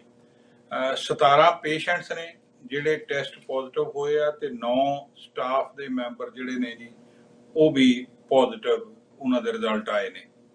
ਔਰ ਐਡਮਿੰਟਨ ਦੇ ਵਿੱਚ ਰਾਇਲ ਐਲੈਕਸ ਹਸਪੀਟਲ ਆ, ਉੱਥੇ ਆਊਟਬ੍ਰੇਕ ਹੋਈ ਆ, 3 ਹੈਲਥ ਕੇਅਰ ਵਰਕਰ ਜਿਹੜੇ ਜੀ ਉਹ ਟੈਸਟ ਪੋਜ਼ਿਟਿਵ ਹੋਏ ਆ, ਪਰ ਕੋਈ ਵੀ ਕਿਸੇ ਤਰ੍ਹਾਂ ਦਾ ਜਿਹੜਾ ਪੇਸ਼ੈਂਟ ਆ ਉਹਨਾਂ ਦੇ ਪੋਜ਼ਿਟਿਵ ਹੋਣ ਦੀ ਕੋਈ ਇਥੋਂ ਖਬਰ ਨਹੀਂ ਹੈ। ਵੈਸੇ ਅਲਬਰਟਾ ਦੇ ਵਿੱਚ ਜੀ ਟੋਟਲ 260 ਮੌਤਾਂ ਹੋ ਚੁੱਕੀਆਂ ਨੇ ਕੋਵਿਡ-19 ਦੇ ਨਾਲ ਜਦੋਂ ਤੋਂ ਇਹ ਪੈਂਡੈਮਿਕ ਸ਼ੁਰੂ ਹੋਇਆ ਹੈ। ਦੂਸਰੇ ਪਾਸੇ ਆਪਾਂ ਸਕੂਲਾਂ ਦੀ ਗੱਲ ਕਰੀਏ ਤੇ ਸਕੂਲਾਂ ਦੇ ਵਿੱਚ ਜਿਸ ਕਾਰਨ ਜੀ ਕੋਈ 27 ਸਕੂਲ ਨੇ ਜਿਨ੍ਹਾਂ ਦੇ ਵਿੱਚ ਆਊਟਬ੍ਰੇਕ ਹੋਈ ਆ। ਵੈਸੇ ਤਾਂ ਤੁਹਾਨੂੰ ਪਤਾ ਕੋਈ 2400 ਦੇ ਕਰੀਬ ਸਕੂਲ ਹੈ ਨੇ ਜੀ ਅਲਬਰਟਾ ਦੇ ਵਿੱਚ, ਉਹਨਾਂ ਦੇ ਵਿੱਚੋਂ 27 ਸਕੂਲਾਂ ਦੇ ਵਿੱਚ ਆਊਟਬ੍ਰੇਕ ਹੋਈ ਆ, ਔਰ ਉਹ 10 ਸਕੂਲ ਜਿਹੜੇ ਨੇ ਕੈਲਗਰੀ 'ਚ ਆ, 11 ਐਡਮਿੰਟਨ ਦੇ ਵਿੱਚ, ਇੱਕ ਲੈਥਬ੍ਰਿਜ, ਸੇਂਟ ਆਲਬਰਟ, ਓਕਾਟੋਕਸ ਤੇ ਇਸ ਤਰ੍ਹਾਂ ਹੋਰ 2-3 ਸਕੂਲ ਨੇ। ਐਡਮਿੰਟਨ ਦੇ ਵਿੱਚ ਆਸਟਨ ਓਬਰਾਇਨ ਸਕੂਲ ਹੈ, ਇੱਕ ਵਿਮੀ ਰਿਜ ਤੇ ਹਾਈਲੈਂਡਸ ਜਿੱਥੇ ਆਊਟਬ੍ਰੇਕਸ ਹੋਏ ਆ ਜੀ। ਮਤਲਬ ਜਦੋਂ ਆਊਟਬ੍ਰੇਕਸ ਕਹਿੰਦੇ ਜੀ ਉਹ ਹੈ ਵੀ 5 ਤੋਂ ਜ਼ਿਆਦਾ ਜਿਹੜੇ ਅਗਰ ਟੈਸਟ ਪੋਜ਼ਿਟਿਵ ਹੋਏ ਹੋਣ ਤੇ ਉਹਨੂੰ ਆਊਟਬ੍ਰੇਕ ਕਹਿ ਦਿੰਦੇ ਨੇ। ਔਰ ਇਹਦੇ ਨਾਲ ਜੀ ਇੱਕ ਐਡਮਿੰਟਨ ਤੋਂ ਖਬਰ ਆ ਰਹੀ ਹੈ ਕਿ ਐਡਮਿੰਟਨ 에ਅਰਪੋਰਟ ਅਥਾਰਟੀ ਜਿਹੜੀ ਆ ਇੰਟਰਨੈਸ਼ਨਲ 에ਅਰਪੋਰਟ ਤੇ, ਉਹ ਕਹਿ ਰਿਹਾ ਜੀ ਵੀ ਇੱਕ ਨਾ ਕਲੀਨਿਕਲ ਟ੍ਰਾਇਲ ਆਰੰਭਿਆ ਜਾ ਰਿਹਾ ਕੋਵਿਡ-19 ਦਾ, ਇੱਕ ਮਤਲਬ ਤੇਜ਼ੀ ਨਾਲ ਟੈਸਟ ਜਿਹੜਾ ਕਰਨ ਵਾਲੀ ਗੱਲ ਹੈਗੀ ਹੈ ਜੀ। ਉਹ ਕਹਿੰਦੇ ਵੀ ਇਹ ਟੈਸਟ ਜਦੋਂ ਉਹ ਕਹਿੰਦੇ ਵੀ ਸੈਂਪਲ ਲੈਂਦੇ ਨੇ ਸਲਾਈਵੇ ਦਾ ਤੇ ਉਹ ਮਿੰਟ ਤੋਂ ਥੱਲੇ ਹੀ ਯਾਨੀ ਕੁਝ ਸੈਕਿੰਡਸ ਦੇ ਵਿੱਚ ਹੀ ਰਿਜ਼ਲਟ ਉਹਦਾ ਦੱਸ ਦਿੰਦੇ ਕਿ ਬੰਦਾ ਪੋਜ਼ਿਟਿਵ ਆ ਜਾਂ ਨੈਗੇਟਿਵ ਆ। ਇਹ ਐਡਮਿੰਟਨ ਦੀ ਹੀ ਕੰਪਨੀ ਆ ਜੀ GLC ਮੈਡੀਕਲ ਇੰਕ, ਜਿਨ੍ਹਾਂ ਵੱਲੋਂ ਡਿਵੈਲਪ ਕੀਤਾ ਗਿਆ। ਹਜੇ ਡੇਟ ਕੋਈ ਨਹੀਂ ਉਹਨਾਂ ਨੇ ਦੱਸੀ ਵੀ ਕਿੱਦਣ ਤੋਂ ਆਰੰਭ ਕਰਨਾ ਆ, ਪਰ ਇਹਦੇ ਨਾਲ 에ਅਰਲਾਈਨ ਇੰਡਸਟਰੀ ਜਿਹੜੀ ਆ ਜੀ ਉਹਦੇ ਵਿੱਚ ਹਰਕਤ ਜਿਹੜੀ ਆ ਉਹ ਆਰੰਭ ਹੋ ਜਾਏਗੀ। ਇੰਟਰਨੈਸ਼ਨਲ ਫਲਾਈਟਸ ਦੀ ਵੀ ਤਿਆਰੀ ਹੋ ਰਹੀ ਆ, ਐਡਮਿੰਟਨ ਸ਼ਹਿਰ ਤੋਂ ਯੂਰਪ ਨੂੰ ਜਾਣ ਵਾਲੀ ਗੱਲ ਜਿਹੜੀ ਆ ਉਹ ਹੋ ਰਹੀ ਆ। ਪਰ ਜਿਹੜੀ ਇਹ ਹਜੇ ਦਵਾਈ ਮਤਲਬ ਇਹਦਾ ਜੀ ਕਲੀਨਿਕਲ ਟ੍ਰਾਇਲ ਆਰੰਭ ਹੋਣੇ ਆ। ਹਾਂ, ਇੱਕ ਇਹਦੀ ਗੱਲ ਇਹ ਵੀ ਆ ਕਿ ਇਹ ਉਹ ਸਵਾਬ ਨੱਕ ਵਿੱਚ ਨਹੀਂ ਪਾਇਆ ਜਾਣਾ, ਇਹ ਸਲਾਈਵੇ ਦੇ ਨਾਲ ਹੀ ਉਹਨਾਂ ਨੇ ਟੈਸਟਿੰਗ ਕਰਨੀ ਆ। ਅਦਰਵਾਈਜ਼ ਤੁਹਾਨੂੰ ਪਤਾ ਜੀ ਉਹ ਨੱਕ ਦੇ ਵਿੱਚ ਸਵਾਬ ਬੜਾ ਅਨਕੰਫਰਟੇਬਲ ਲੋਕੀ ਕਈ ਵਾਰੀ ਮਹਿਸੂਸ ਕਰਦੇ, ਖਾਸ ਕਰਕੇ ਜਿਹੜੇ ਬੱਚੇ ਨੇ। ਸੋ ਉਹਦੇ ਤੋਂ ਬਚਾਅ ਹੋਏਗਾ ਔਰ ਮਿੰਟ ਤੋਂ ਥੱਲੇ ਜਿਹੜਾ ਰਿਜ਼ਲਟ ਹੈ ਜੀ ਉਹ ਤੁਹਾਨੂੰ ਮਿਲ ਜਾਣਾ। ਉਹ ਵੀ ਮਤਲਬ ਫਿਰ ਬੰਦਿਆਂ ਨੂੰ ਹੌਸਲਾ ਹੋ ਸਕਦਾ ਵੀ ਹਾਂ ਵੀ ਆਹ ਬੰਦਾ ਜਿਹੜਾ ਇਹ ਪੋਜ਼ਿਟਿਵ ਆ ਜਾਂ ਨੈਗੇਟਿਵ ਆ। ਦੂਸਰੀ ਗੱਲ, ਅਗਰ ਕੋਈ ਪੋਜ਼ਿਟਿਵ ਹੁੰਦਾ ਤਾਂ ਜੀ ਫਿਰ ਉਹਨਾਂ ਨੂੰ ਉਹ ਕਹਿੰਦੇ ਵੀ 14 ਦਿਨ ਦਾ ਜਿਹੜਾ ਇਕਾਂਤਵਾਸ ਆ ਉਹ ਕਰਨਾ ਪਏਗਾ।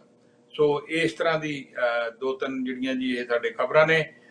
ਦੂਸਰਾ, ਜਿਵੇਂ ਮੈਂ ਦੱਸਿਆ ਤੁਹਾਨੂੰ, ਜੇਸਨ ਕੈਨੀ ਹੋਰੀ ਬਿਲਕੁਲ ਨਾਖੁਸ਼ ਆ ਜੋ ਕੁਝ ਵੀ ਜਸਟਿਨ ਟਰੂਡੋ ਹੋਰਾਂ ਨੇ ਕੱਲ ਗੱਲਬਾਤ ਆਖੀ ਆ।